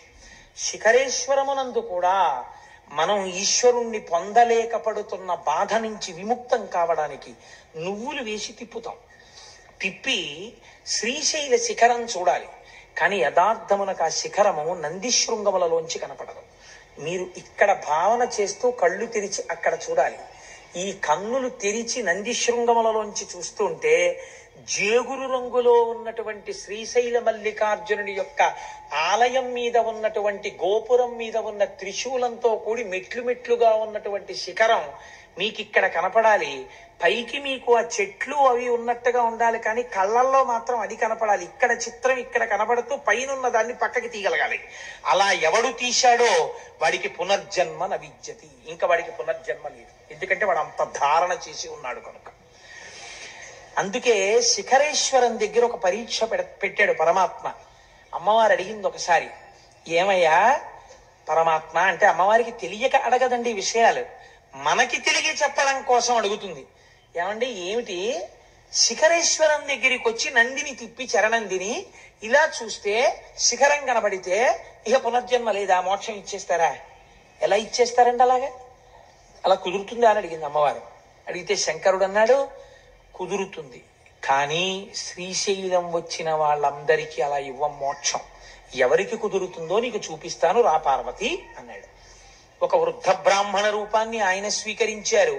ఒక వృద్ధ బ్రాహ్మణిగా పార్వతీదేవి వచ్చింది. ఇద్దరు ఆ శిఖరేశ్వరం దగ్గరికి వచ్చారు.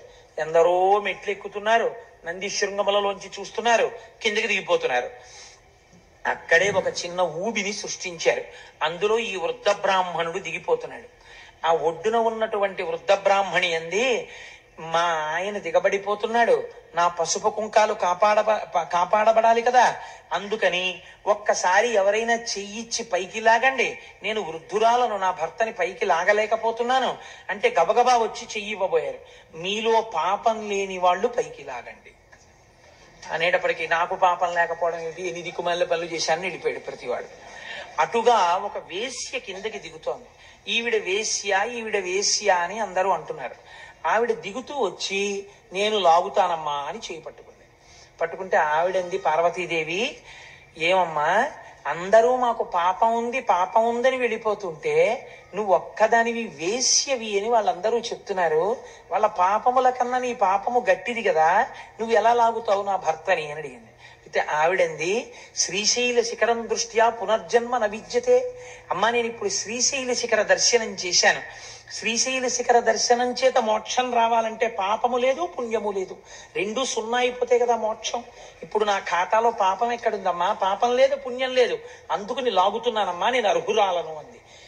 విశ్వాసం నిజంగా ఉన్నది నీకు, ఈవిడికి మోక్షం ఇస్తున్నాను. చూసావా పార్వతి, నంది శృంగములలోంచి చూడడం కాదు, ఇక్కడ ఉన్నది నా తల్లి, ఇక్కడ ఉన్నది నా తండ్రి, వాళ్ళ మాట సత్యం అని నమ్మిన వాడెవడున్నాడో వాడికి మోక్షం.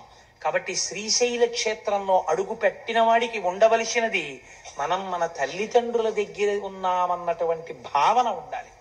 ఈ భావన పరిపుష్టమై మీరు శ్రీశైలము విడితే మీకు ఎనలేని సౌభాగ్యం అక్కడ కలుగుతుంది. చిత్రం ఏమంటే అక్కడ 5 ధారలు పడుతుంటాయి. హాటకేశ్వరము అని ఒక దేవాలయం. హాటకేశ్వరము చిత్రమైన దేవాలయం. అది ఒక కొత్త కుండ పెంకులో బంగారు లింగము తనంత తాను ఆవిర్భవించింది. ఒక బంగారు లింగము తనంత తాను కుండ పెంకునందు ఆవిర్భవించినటువంటి క్షేత్రము కనుక దాన్ని హాటకేశ్వరము అని పిలుస్తారు. ఇవన్నీ వింటుంటే మీకు ఒకసారి శ్రీశైలం విడితే బాగుండనిపిస్తోందా? పోనీ అలాగే గట్టిగా ప్రార్థన చేయండి, ఏమో ఈశ్వరుడు అనుగ్రహించి వెడతామేమో. కాబట్టి ఆ కుండ పెంకులో ఒక బంగారు లింగం వెలిసినటువంటి క్షేత్రము హాటకేశ్వరము. మీరు ఆ హాటకేశ్వరం దగ్గర మెట్లు బాగా కిందకి దిగి వస్తే పాలధారలు పంచధారలు అని పడుతుంటాయి. ఇవి సాధారణంగా ఏం చెప్తారంటే, మీరు ఎవరినైనా అడిగితే పాలధారలు అంటే అదిగో చూశారంటే తెల్లగా ఉన్నాయి అందుకని దీని పేరు పాలధార. అవి ఏమిటో తెలుసా అండి, పంచధారలు అంటే పంచదార కలిపిన నీళ్ళల్లా ఉంటాయండి అందుకని పంచదారలు అంటారు. అలా కాదు, వాటి పేరు పాలధార. అంటే పరమశివుని యొక్క లలాటమునకు తగిలిపడినటువంటి ధార పాలధార. అంటే అగ్ని, జ్ఞానాగ్ని నేత్రమైనటువంటి ఆ కంటి మించి పైనుంచి జ్ఞానగంగ మరింతగా తగిలి కింద పడినటువంటి ధార. ఇది శివుడి యొక్క లలాటమును తగిలి వస్తున్న ధారాని మీరు లోపలికి పుచ్చుకుంటే ఉత్తర క్షణము మీరు గొప్ప ఫలితాన్ని పొందుతారు. ఎందుచేత ఇలా ఏర్పడింది, శివాలయంలో తీర్థం ఇవ్వరు కాబట్టి సాక్షాత్ సాకార రూపుడైన శంకరుడికి తగిలిపడినటువంటి ధార పాలధార. పంచధారలంటే 5 రకములుగా ప్రకాశిస్తున్నటువంటి భగవంతుని యొక్క శిరస్సులకు తగిలిపడిన ధారల ధారలు. కాబట్టి నేను చూస్తూ ఉంటాను, చెప్పులతో వెళ్ళిపోతూ ఉంటారు. కనీసం అక్కడ మాత్రం మర్యాద పాటించాలి. ఆ తీర్థం తీసుకునేటప్పుడు ఒక సంవత్సరం మేమందరం అక్కడికి వెళ్ళాము. వెళితే అక్కడ శంకర భగవత్పాదాచార్య స్వామి తపస్సు చేసి అక్కడే శివానంద లహరి చెప్పారు. అక్కడ ఆయనకి భ్రమరాంబికాదేవి ప్రత్యక్షమైంది. అంత పరమపావనమైన క్షేత్రం అని మేము అక్కడ శంకరాచార్య స్వామి వారి ముందు నిలబడి ఆ తోటకాచార్యకృతమైనటువంటి శంకరాచార్య స్వామి వారి అష్టకాంతో స్వామికి నమస్కారం చేసి తిరిగి వచ్చాం. చంద్రశేఖర పరమాచార్య స్వామి అక్కడే ఉండిపోతానన్నారు. తపస్సు చేసుకుంటూ ఉండిపోతానన్న ప్రదేశం అదే. కాబట్టి అంత పరమపావనమైన చోట పంచధారలు పడతాయి. అవి ఒకటి బ్రహ్మధార, ఒకటి విష్ణుధార, ఒకటి రుద్రధార, ఒకటి చంద్రధార, ఒకటి దేవధార. 5 ధారలు అక్కడ పడుతున్నటువంటి పంచధారలు. ఈ పంచధారల్ని స్వీకరించడం సృష్టికర్త, స్థితికర్త, ప్రళయకర్త, మనస్సుకి ప్రచోదనమిచ్చే చంద్రమా మనసో జాతః చక్షో సూర్యో అజాయత, లోకసాక్షులైనటువంటి సూర్యచంద్రులు. ఈ 5 తీర్థములను మీరు అక్కడ తీసుకోవచ్చు. అంత పరమపావనమైనటువంటి క్షేత్రము శ్రీశైల క్షేత్రం. మీరు అక్కడ ఉండేటటువంటి చిత్రం ఏమిటో తెలుసా అండి, శ్రీశైలంలో ఉన్నటువంటి భ్రమరాంబ అమ్మవారి దేవాలయం వెనకాతల నిశ్శబ్దంగా ఉన్నప్పుడు మీరు వెళ్ళి చెవిని బాగా నొక్కి పెట్టి ఉంచి మీరు చాలా జాగ్రత్తగా కళ్ళు మూసుకుని వింటే ఒక తుమ్మెద చేసినటువంటి ఝంకారము వినపడుతుంది. ఇవాళ నేను ఇక్కడికి వచ్చి కూర్చుని గోపాలకృష్ణ గారు మాట్లాడుతున్నప్పుడు నేను ఈ తల్లికి ఎలా ఉంది చూపించా. ఇలా కూర్చోగానే వచ్చింది ఒక కందిరీగా, ఒక తుమ్మెద వచ్చి ఇలా ఝంకారం చేస్తూ ఇలా తిరిగి వెళ్ళిపోయింది. అంటే ఇవాళ ఇక్కడ శ్రీశైల క్షేత్రం గురించి చెప్పుకుంటున్నారు అని అమ్మవారు శ్రీశైలం నుంచి బయలుదేరి వచ్చి వెళ్ళింది అని నేను అనుకున్నాను. అలా నేను దర్శనం చేసి నమస్కరించుకున్నాను. మీతో అన్నాను కదమ్మా, ప్రారంభం చేయకముందే భ్రమరాంబ అమ్మవారు విజయం చేసిందమ్మా అన్నాను. కనుక ఆ తల్లి ఇప్పటికీ భ్రామరీనాదము అంటారు దాన్ని. అక్కడ చేసే అర్చకులు ఎంత జాగ్రత్తగా ఉంటారో తెలుసా అండి. ఇంతంత కుంకం బొట్లు పెట్టుకుని ఉంటారు. అమ్మవారు ఇప్పటికీ ఇలా రెక్కలతో ఉన్నటువంటి తుమ్మెద రూపంతో అలంకారం చేస్తారు ఆ భ్రమరాంబ అమ్మవారిని. తల్లి ముందు శంకరాచార్య స్వామి వారు శ్రీచక్రాలు వేశారు. అక్కడ కూర్చుని నాకైతే ఖచ్చితంగా సత్యం సత్యం పునఃసత్యం అనిపిస్తుంది. ఒక్కసారి వెళ్ళి భ్రమరాంబ అమ్మవారి యొక్క శ్రీచక్రం ముందు కూర్చుని ఏ తల్లి అయినా కుంకుమార్చన చేస్తే ఎన్ని జన్మలకి కూడా పూర్ణంగా 3 తరాలు చూసి హాయిగా 10 మంది చేత పండు ముత్తైదువా అనిపించుకుని ఎవరింట్లో బిడ్డ పుట్టిన ఆవిడ కట్టి విప్పిన చీర పట్టండని తీసుకెళ్ళి అంత సంతోషపడిపోయేటట్టుగా వాళ్ళ జీవనం నడిచి వృద్ధాప్యంలో హాయిగా భర్త గారి తొడ మీద తల పెట్టుకుని ప్రాణం విడిచిపెట్టగలిగినటువంటి అదృష్టం కలుగుతుంది. దీనికి నేను మీకు ఒక ఉదాహరణ చెప్తాను. మీకు జ్ఞాపకం ఉందో లేదో, నేను భాగవతం చెప్పే రోజులలో ములుగు హనుమంతరావు గారిని హైదరాబాద్ నుంచి ఒక మహానుభావుడు ఇక్కడికి వచ్చారు. వారి భార్య గారికి క్యాన్సర్ వచ్చింది. క్యాన్సర్ వచ్చి హాస్పిటల్లో పెట్టి రేడియం ట్రీట్మెంట్ ఇచ్చారు. రేడియం ట్రీట్మెంట్ ఇస్తే ఆ తల్లి చాలా శోషించిపోయారు. ఆవిడ పేరు కూడా గిరిజాదేవి. సర్వమంగళా స్వరూపంగానే ఉండేవారు మహాతల్లి. ఆవిడ బాధ భరించలేక ఇంకా ఎక్కువ కాలం ఉండరండి, ఉంచుతారా తీసుకెళ్ళిపోతారా అని అడిగారు. అడిగితే ఆవిడికి తెలిసిపోయింది, ఈ ఉన్న కొద్ది రోజులు నేను మిమ్మల్ని చూస్తూ ఇంట్లో ఉంటాను, నన్ను తీసుకెళ్ళిపోండి అని అడిగారు. అడిగితే ఆవిడ ఇంటికి తీసుకెళ్ళిపోయిన తర్వాత హనుమంతరావు అడిగారు, నీకేమైనా కోరిక ఉందా, ఉంటే నేను తీర్చగలిగినదైతే చెప్పు, నేను ఆ కోరిక తీరుస్తాను అన్నారు. అంటే ఆవిడ అన్నారు, ఒక్కసారి శ్రీశైలం వెళ్ళి మన ఇద్దరం కలిసి, మీరు నన్ను ఇంత ఉద్ధరించారు, ఈ జన్మలో నా చిటికిన వేలు పట్టుకుని మీతో కలిసి ఒక్కసారి మల్లికార్జున లింగానికి పుట్టతేనెతో అభిషేకం చెయ్యాలనుంది. శ్రీశైల లింగానికి పుట్టతేనెతో అభిషేకం చేస్తే, పట్టుతేనెతో అభిషేకం చేస్తే గంధర్వగానం వస్తుంది ఉత్తర జన్మలలో అంటారు. ఈ మాట చెప్తే మా దొరగారు ఒకసారి ఏకంగా సీసాల పట్టుతేనె తెప్పించారు ఏజెన్సీ నుంచి. 100 మందిమో ఎంతమందిమో వెళ్ళి ఆ పట్టుతేనెతో అభిషేకాలు చేస్తుంటే శ్రీశైలం దేవస్థానం వాళ్ళు చూసి ఆ తేనె మాకు కూడా ఇవ్వండి అని సీసాలతో తీసుకుని దాచుకున్నారు. మేము చేసుకుంటాం అభిషేకం, ఈ తేనె ఉంచండి అని. ఒక్కసారి వెళ్ళి అభిషేకం చేద్దామని అడిగారు ఆవిడ. అడిగితే శ్రీశైలము యొక్క కృప అంటే ఏమిటో మీరు చూడండి. ఆవిడ్ని అలాగే కారెక్కించి శ్రీశైలం తీసుకెళ్లారు హైదరాబాద్ నుంచి. ఆవిడ శ్రీశైల మల్లికార్జునుడి సన్నిధానంలో భర్త గారితో కలిసి అభిషేకం చేసి, పసుపు కుంకాలతో నేను వెళ్ళిపోతాను ఖాయం, ఇన్ని జన్మలకి నేను ఇలాగే పసుపు కుంకాలతో నా భర్త ముఖం చూస్తూ ఆయన తొడ మీద తల పెట్టుకుని ఆయన వంకే చూస్తూ ఆయనతో కలిసి నామం చెప్తుండగా నా నోరు ఆగిపోయినప్పుడు కన్నుల నీరు లేకుండా మీరు నామం పూర్తి చేస్తుండగా పసుపు కుంకాలతో మహాపర్వంలో వెళ్లాలని కోరిక నా స్వామి తీరుస్తాడని ఆవిడ భ్రమరాంబికాదేవి దగ్గర ఉన్న శ్రీచక్రానికి కుంకుమార్చన చేసి ఇంటికి వచ్చారు. మహాశివరాత్రి మిట్ట మధ్యాహ్నం అయ్యవారికి అమ్మవారికి మారేడు దళాలతో పసుపు కుంకాలతో అర్చన చేసి చక్కగా భర్తని పిలిచి, నాకేదో వెళ్ళిపోతున్నానని అనిపిస్తోంది, నేను ఒక్కసారి శివాష్టోత్తరం చదువుతుంటాను, మీరు నాతో కలిసి చదవండి, మీ తొడ మీద తల పెట్టుకుని కొడుకుని కోడల్ని కూతుర్ని అల్లుణ్ణి చూస్తూ ఏ బెంగ లేకుండా మీ వంటి మహాత్ముడికి భార్యనయ్యాను, చాలు, చూస్తూ వెళ్ళిపోతాను, నా నామం ఆగిపోయిన దగ్గర మీరు నామం పూర్తి చెయ్యండి అని ఆ తల్లి ఎంత గొప్పగా చెప్పుకున్నారో ఆ రోజుల్లో. మహాశివరాత్రి మిట్ట మధ్యాహ్నం 12 గంటల వేళ భర్త గారి తొడ మీద తల పెట్టుకుని వెళ్ళిపోయారు ఆవిడ. కోరిక తీర్చేశాడు మల్లికార్జునుడు. గిరిజాదేవి ఆవిడ పేరు. నేను ఎందుకు అసలు ఇది చిత్రంగా నాకు ఆలోచనలోకి వచ్చింది ఈ విషయం. నేను ఎందుకు ఈ మాట చెప్తున్నానంటే, ఆ భ్రమరాంబిక అమ్మవారి ముందు ఒక్కసారి కూర్చుని భార్యాభర్తలై ధర్మపదంలో చెరించాలనుకుని చిటికిన వేలు పట్టుకున్నవాడు తప్పకుండా జీవితంలో చెయ్యవలసిన పని అమ్మ దగ్గర కూర్చుని కుంకుమార్చన చేసుకోవాలి. 4 మారేడు దళాలు పెట్టుకెళ్ళి ఆ శివలింగాన్ని ఇలా తడిమి అభిషేకం చేసుకోవాలి. తల తాటించి నమస్కరించుకోవాలి. అంత అవకాశాన్ని తల్లిదండ్రులు ఇచ్చినా వినియోగించుకోకపోతే ఎవడు ఉద్ధరించగలడండి?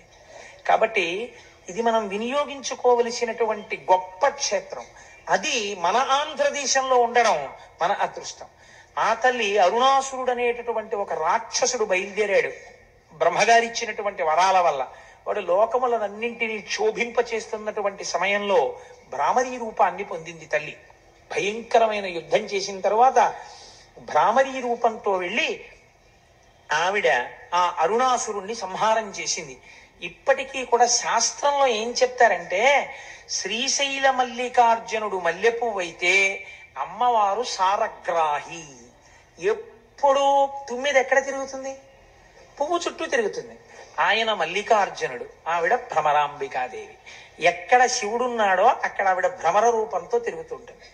అక్కడ శివుడున్నాడు, పైన శక్తి రూపంతో ఆవిడుంది. అందుకే ఇప్పటికీ ఆ నాదం వినపడుతుంటుంది.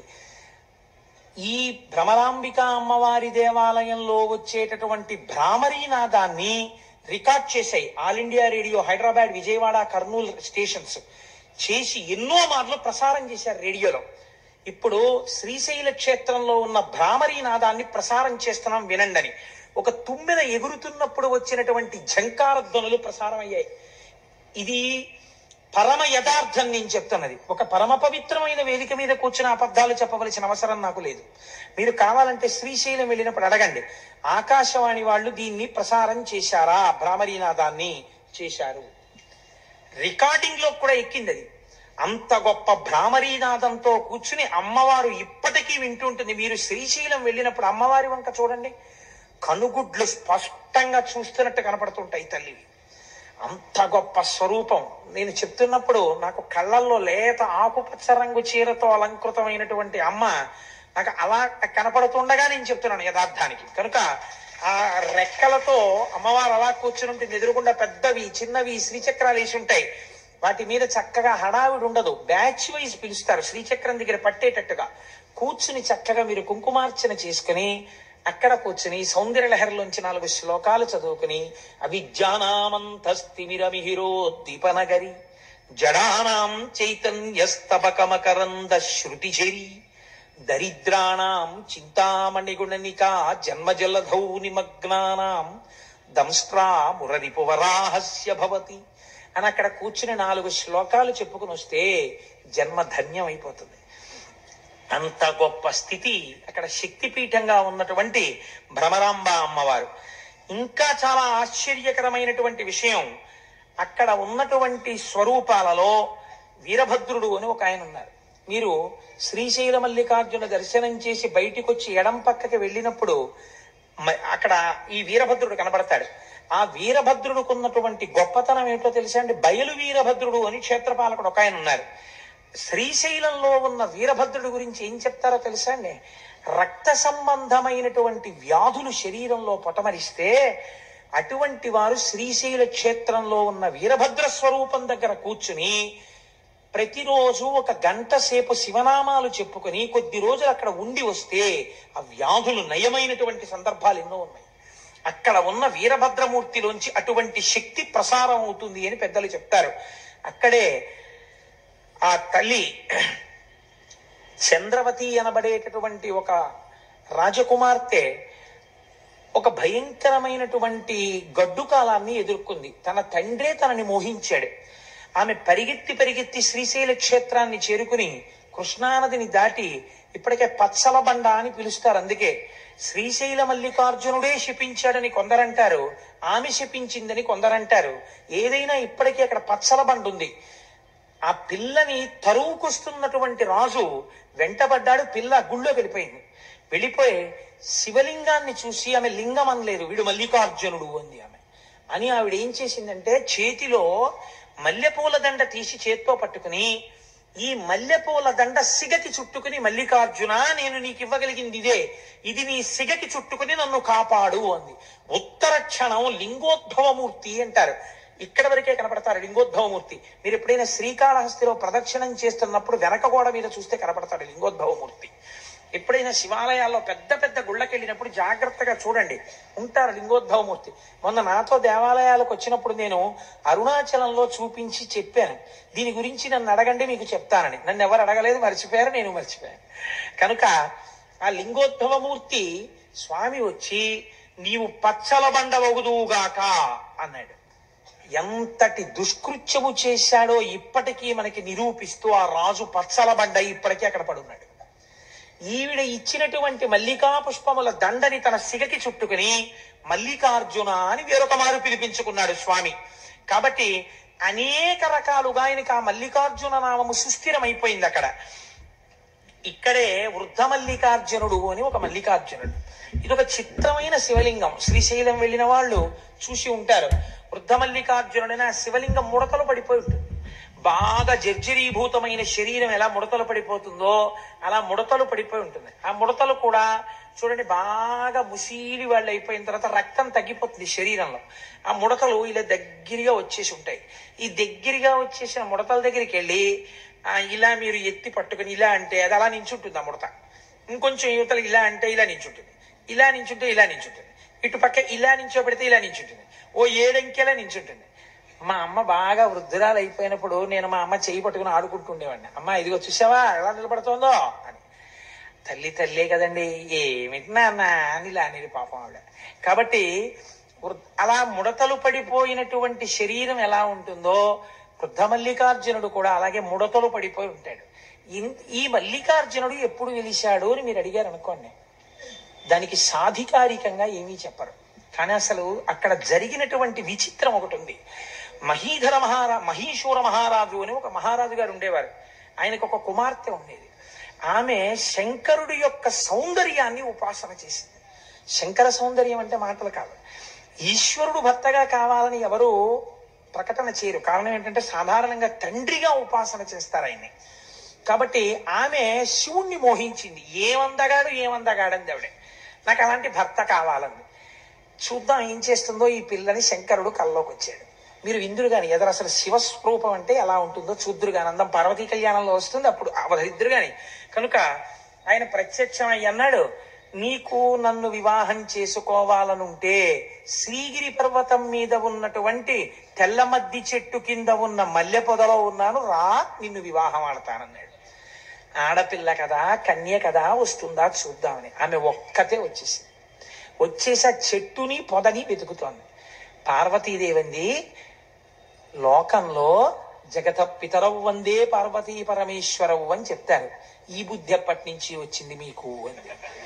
అంటే ఆయన అన్నాడు, కాదు ఆమె నన్ను అంత భక్తితో ఆరాధన చేసింది. ఇక్కడ వివాహం అనగా నేను ఆవిడ్ని నాలోకి తీసుకోవడం.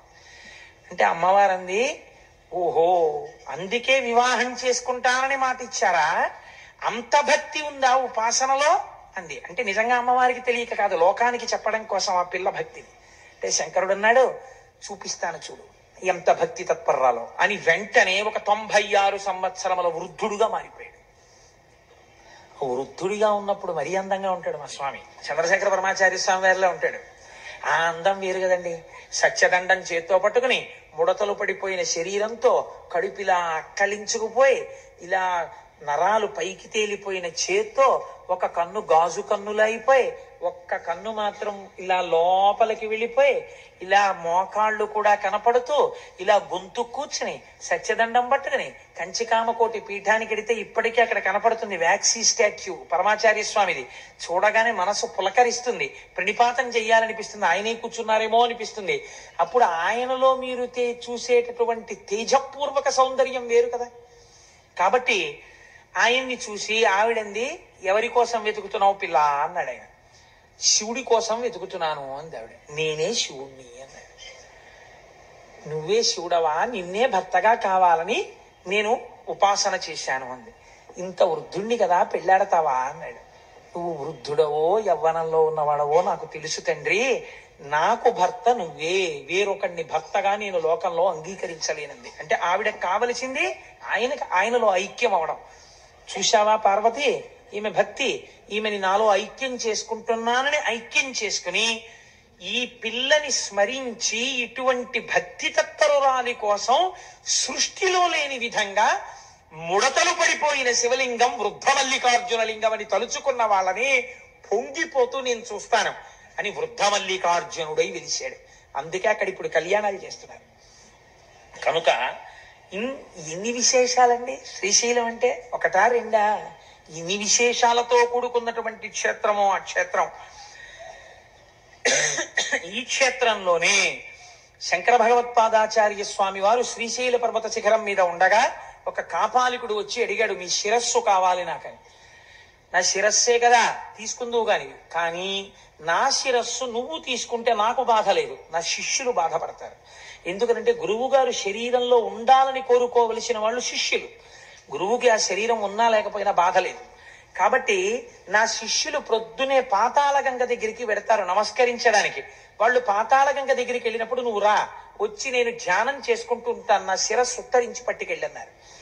ఆ కాపాలికుడు వచ్చి ధ్యానం చేసుకుంటున్న శంకరాచార్యుల వారి శిరస్సును ఉత్తరించడం కోసమని చేతిలో ఉన్నటువంటి కత్తి పైకెత్తినటువంటి సమయంలో స్నానం చేస్తున్న పద్మపాదాచార్యుల వారికి ఏదో అమంగళం గోచరించింది, గురువు గారికి ఏదో పొరపాటు జరుగుతోందని.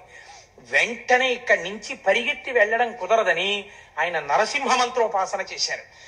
ఎక్కడి నుంచి వచ్చాడో మహానుభావుడు నరసింహుడు గబగబా వచ్చి కత్తినెత్తినటువంటి కాపాలికుడి శిరస్సుని తుంచి అవతల పారేసి నిలబడ్డాడు. ఆ తేజోమూర్తిని శంకరాచార్యుల వారు నరసింహ స్తోత్రంతో ప్రార్థన చేశారు. నరసింహస్వామి దర్శనం ఇచ్చినటువంటి క్షేత్రం శ్రీశైల క్షేత్రం.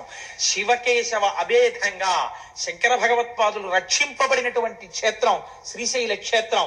జగద్గురువులను రక్షించుకున్న కొండ, నేనున్న తెలుగునాట ఉన్న కొండ. ఎంత పొంగిపోవాలండి, మనమున్న తెలుగునాట ఉన్న కొండ కదా. ఆనందంలో అటువంటి స్వార్థపూరితమైన వాక్కు వస్తూ ఉంటుంది. కనుక ఎన్ని రకాలుగానో ఆ శ్రీశైలం శ్రీశైలమే. చిత్రం ఏమిటో తెలుసా అండి, అక్కడ ప్రవహించేటటువంటి కృష్ణానదిని కృష్ణానది అని పిలవరు. దానికి ఏమని పేరు? ఎక్కడది తుక్కునొచ్చిందో, ఎక్కడ విజయవాడ, ఎక్కడ శ్రీశైలం, ఎక్కడ శ్రీగిరి, ఆ పర్వతాలలో ఎక్కడో ఆ మధ్యలో ఉన్నటువంటి ఆ పర్వత శిఖరాన్ని పాము ఎలా చుట్టుకుంటుందో అలా చుట్టుకుంటుంది కృష్ణానది. నల్లటి నది ప్రవహిస్తే దాన్ని ఏమని పిలుస్తారో తెలుసా అండి? శివుణ్ణి విడిచిపెట్టి ఉండలేక ఇంత పరమపావనమైనటువంటి స్థానము కనుక ఇక్కడ కూడా భక్తుల పాపములను తొలగతొయ్యడం కోసమని ఉత్తరమున ఉన్నటువంటి గంగ దక్షిణమునకే వచ్చి కృష్ణ పేరుతో అక్కడ ప్రవహించింది కాబట్టి దాన్ని పాతాళ గంగా అని పిలుస్తారు. కృష్ణా ప్రవాహము అని పిలవరు అక్కడ.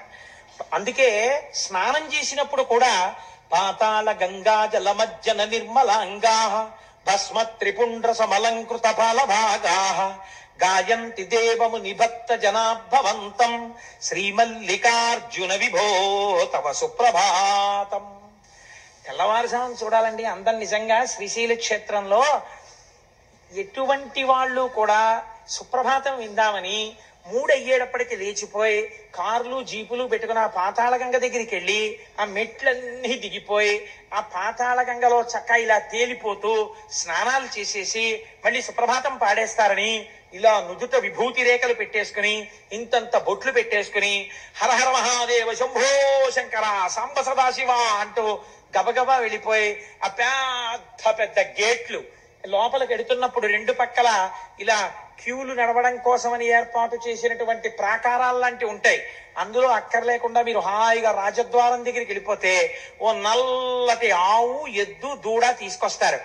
ఎంతమంది జనం ఉండనివ్వండి. చిత్రం ఏమిటో తెలుసా అండి, నాతో వచ్చిన వాళ్ళు చూశారు. అప్పుడు ఆ ఆవు, దూడ, ఎద్దు మేము స్వామివారి సొత్తు, మమ్మల్ని అడ్డగించడం ఏమిటి అన్నట్టు ఎవ్వరూ ఉండరు.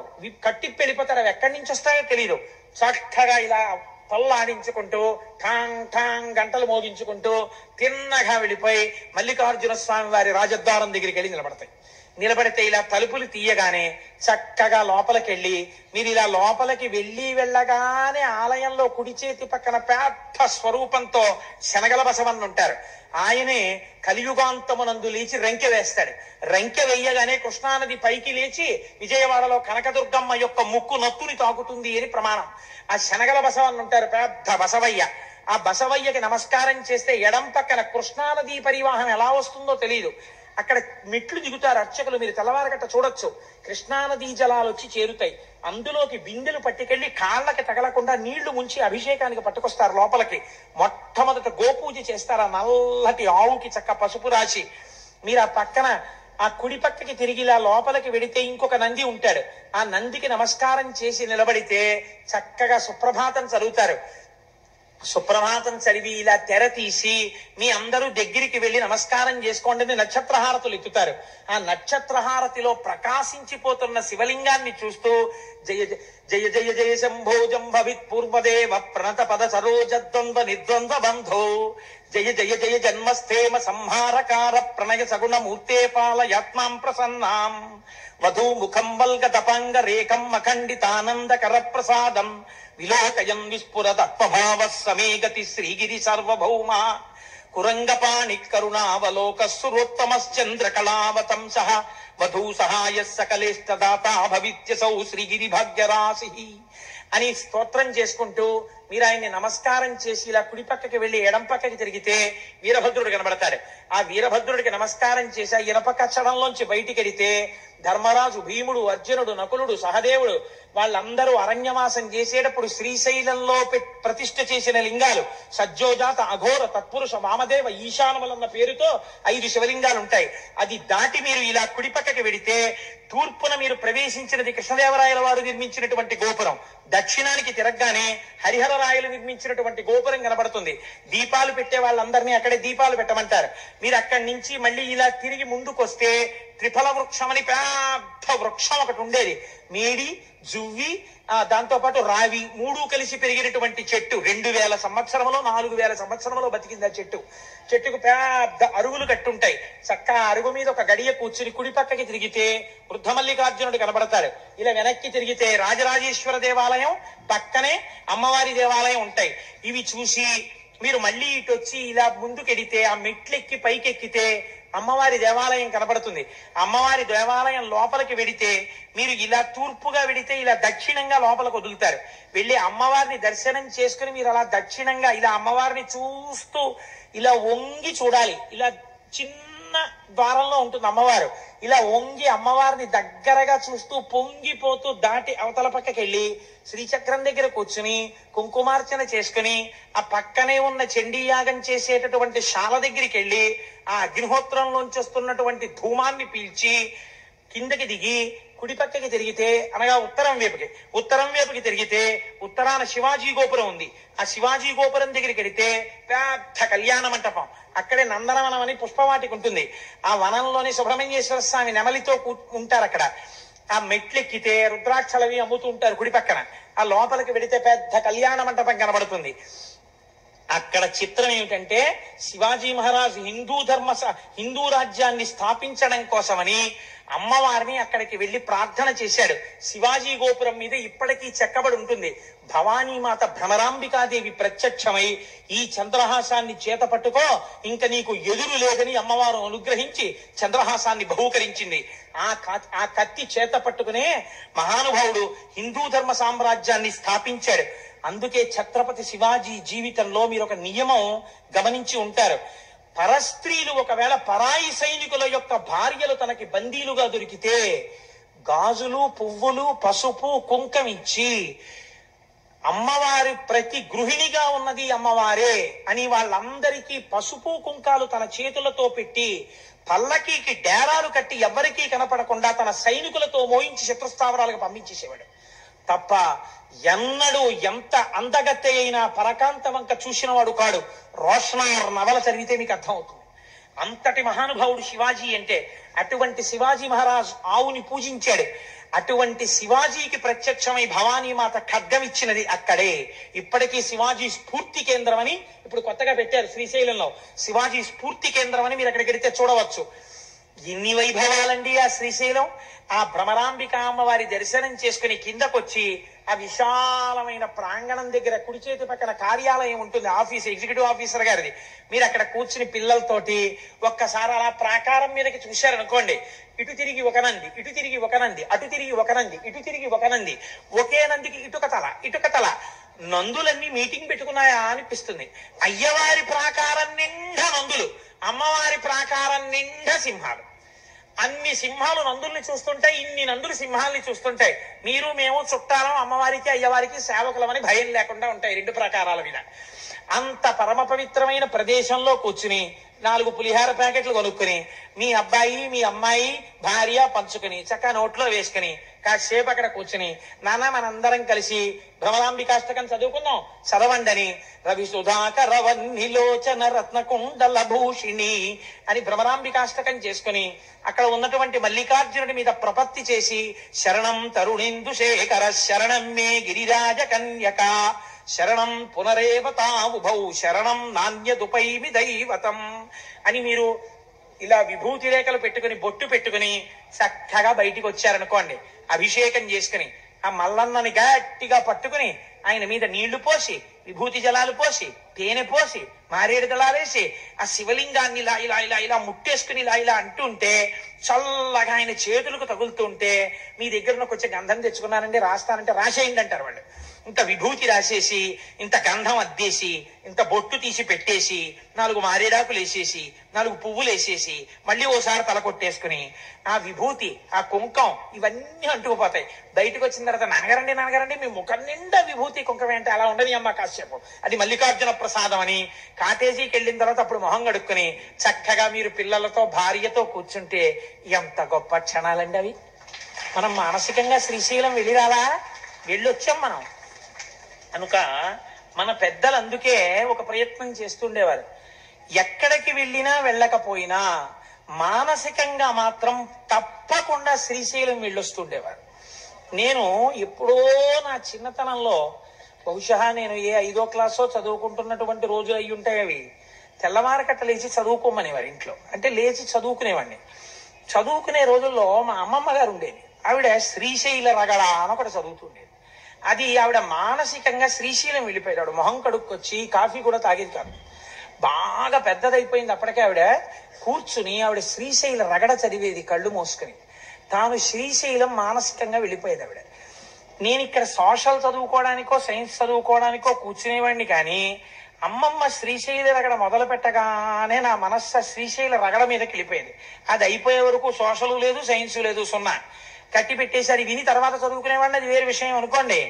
ఆ శ్రీశైల రగడ అప్పుడు ఎప్పుడో నేను విన్నది, దాని కర్త ఎవరో కూడా నాకు తెలియదు, కానీ నాకు జ్ఞాపకం ఉన్నంతలో ఆ రోజుల్లో మానసికంగా వెళ్ళి శ్రీశైలాన్ని ఎలా దర్శనం చేసేవారో, ఎలా కూర్చునేవారో, ఎలా యోగనిష్టలో ప్రవేశించేవారో, ఎలా లోపలే నాదాన్ని వినేవారో అన్నిటినీ మానసికంగా వర్ణన చేశారు. చిత్రం ఏమిటో తెలుసా అండి, ఆ శ్రీశైల మానసిక దర్శనానికి వెళ్ళేటప్పుడు ఒక్కడు వెళ్ళడం కాదు, తనతో పాటుగా తన భార్యని కూడా తీసుకుని వెళ్ళేవారు. ఎలా? టికెట్ పెట్టి కాదు, మానసికంగా వెళ్ళిపోయేవారు. ఎంత చిత్రంగా ఉంటుందో మీరు ఒక్కసారి అవధరించండి. శ్రీరంయంబుగ శ్రీగిరి యాత్రకు కూరిమి సతితో కూడినడ చితిని పల్లెలు పురములు పట్టణంబులు పేటలు దాటితి ఎడవులు దాటితి. ఆ రోజుల్లో శ్రీశైలం వెళ్ళాలంటే కార్లు ట్రైన్స్ ఉండే ఒక నడిచి వెళ్ళాలి ఆ కొండలన్నీ, అందుకని వాళ్ళు అలాగే దాన్ని దర్శనం చేశారు. కాబట్టి శ్రీరంయంబుగ శ్రీగిరి యాత్రకు కూరిమి సతితో కూడినడ చితిని పల్లెలు పురములు పట్టణంబులు పేటలు దాటితి అడవులు కొండలు అన్నీ దాటితి కంటిని శ్రీగిరి కన్నుల నిండా వింటిని మహిమలు వీనుల నిండా ఆ మహిమలు నేనేమని చెప్పదు ఈ మహిలోపల ఎన్నడు చూడము దారుని లోపల ధౌతాచలమది మేరుని కంటెను మిక్కుటమైనది బ్రహ్మ నిర్మల బహిశృంగంబులు నిర్మలమగు మాణిక్య కూటములు కోటలు కొమ్మలు గోపురంబులు తెరపిలేని బహు దేవాలయములు పుణ్యస్థలంబులు పుణ్యవనంబులు వాటమైన పూదోటలు మిక్కిలి మాటలు నేర్చిన మంచి మృగంబులు కామధేనువులు కల్పవృక్షములు క్షేమకరంబగు చింతామణులు అమృతగుండంబులు కడునైష్టికమును కలిగిన విప్రులు విడువక శంభుని వేడిటి రాజులు సంతతలింగార్చన గల శైవులు శాంతులైన వేదాంతులు సిద్ధులు గణగణ మ్రోగడి ఘంటనాదములు విజయ ఘోషయగు శంఖనాదములు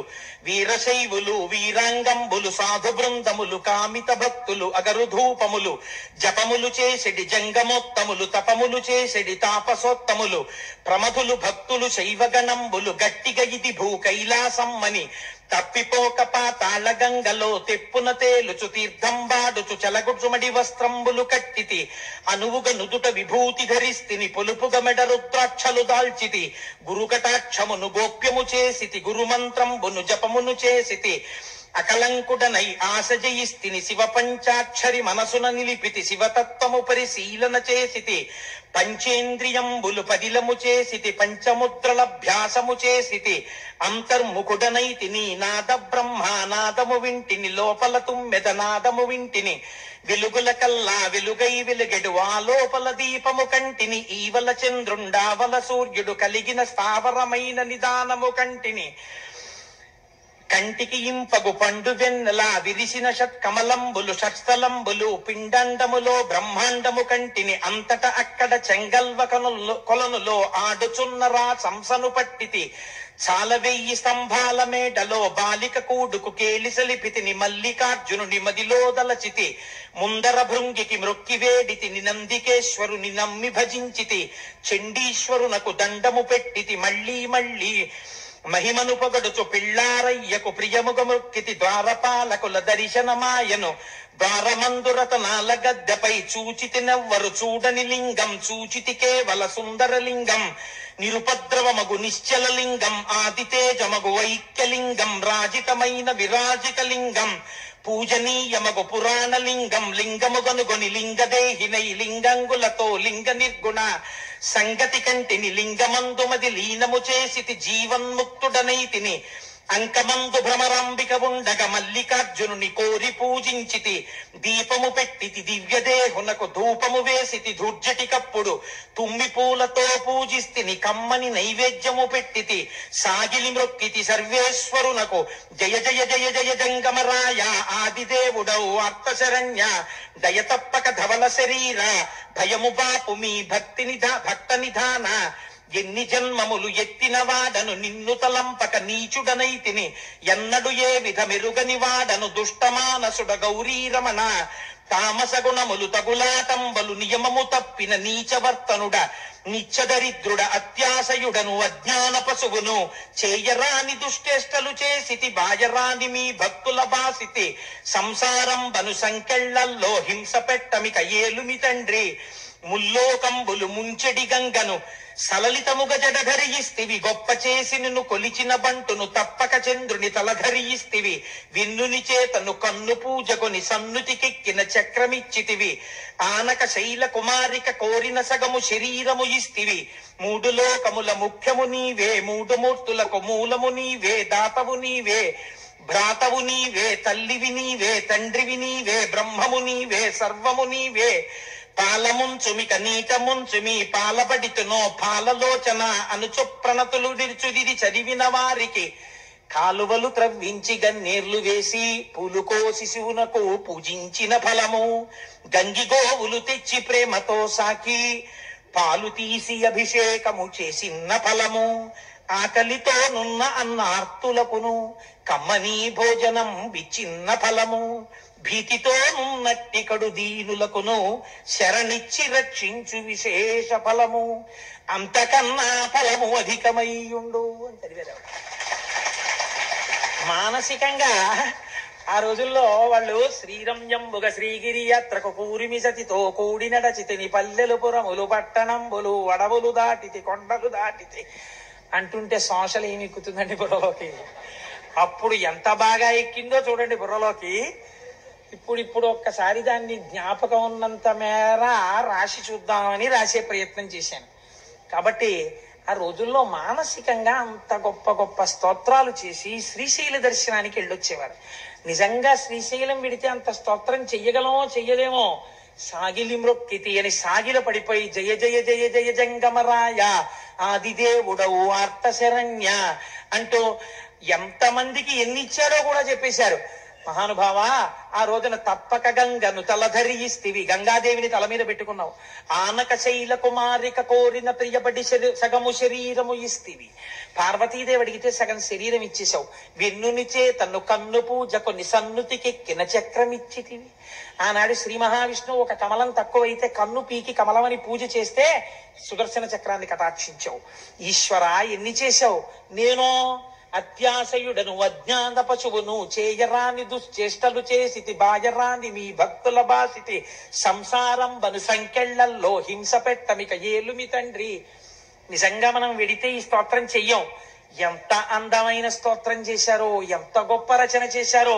చిత్రం ఏమిటంటే అలా మానసికంగా శ్రీశైల దర్శనం చేసి ఇలా ఎవరు మానసికంగా దీన్ని చదివి చేస్తున్నారో వాళ్ళకి కాలవలు త్రవ్వించి గన్నీర్లు వేసి పులుకోసి శివునకు పూజించిన ఫలము, గంగిగోవులు తెచ్చి ప్రేమతో సాకి పాలు పితికి అభిషేకము చేసిన ఫలము, అన్నార్తులైనట్టి వారిని తెచ్చి ఆకలి తీర్చిన్న అద్భుత ఫలము అంటూ ఎన్నో ఫలాలు చెప్పి ఇంకా మేము చెప్పలేమని ఇంతకన్నా ఫలము అధికమయ్యుండు అన్నారు.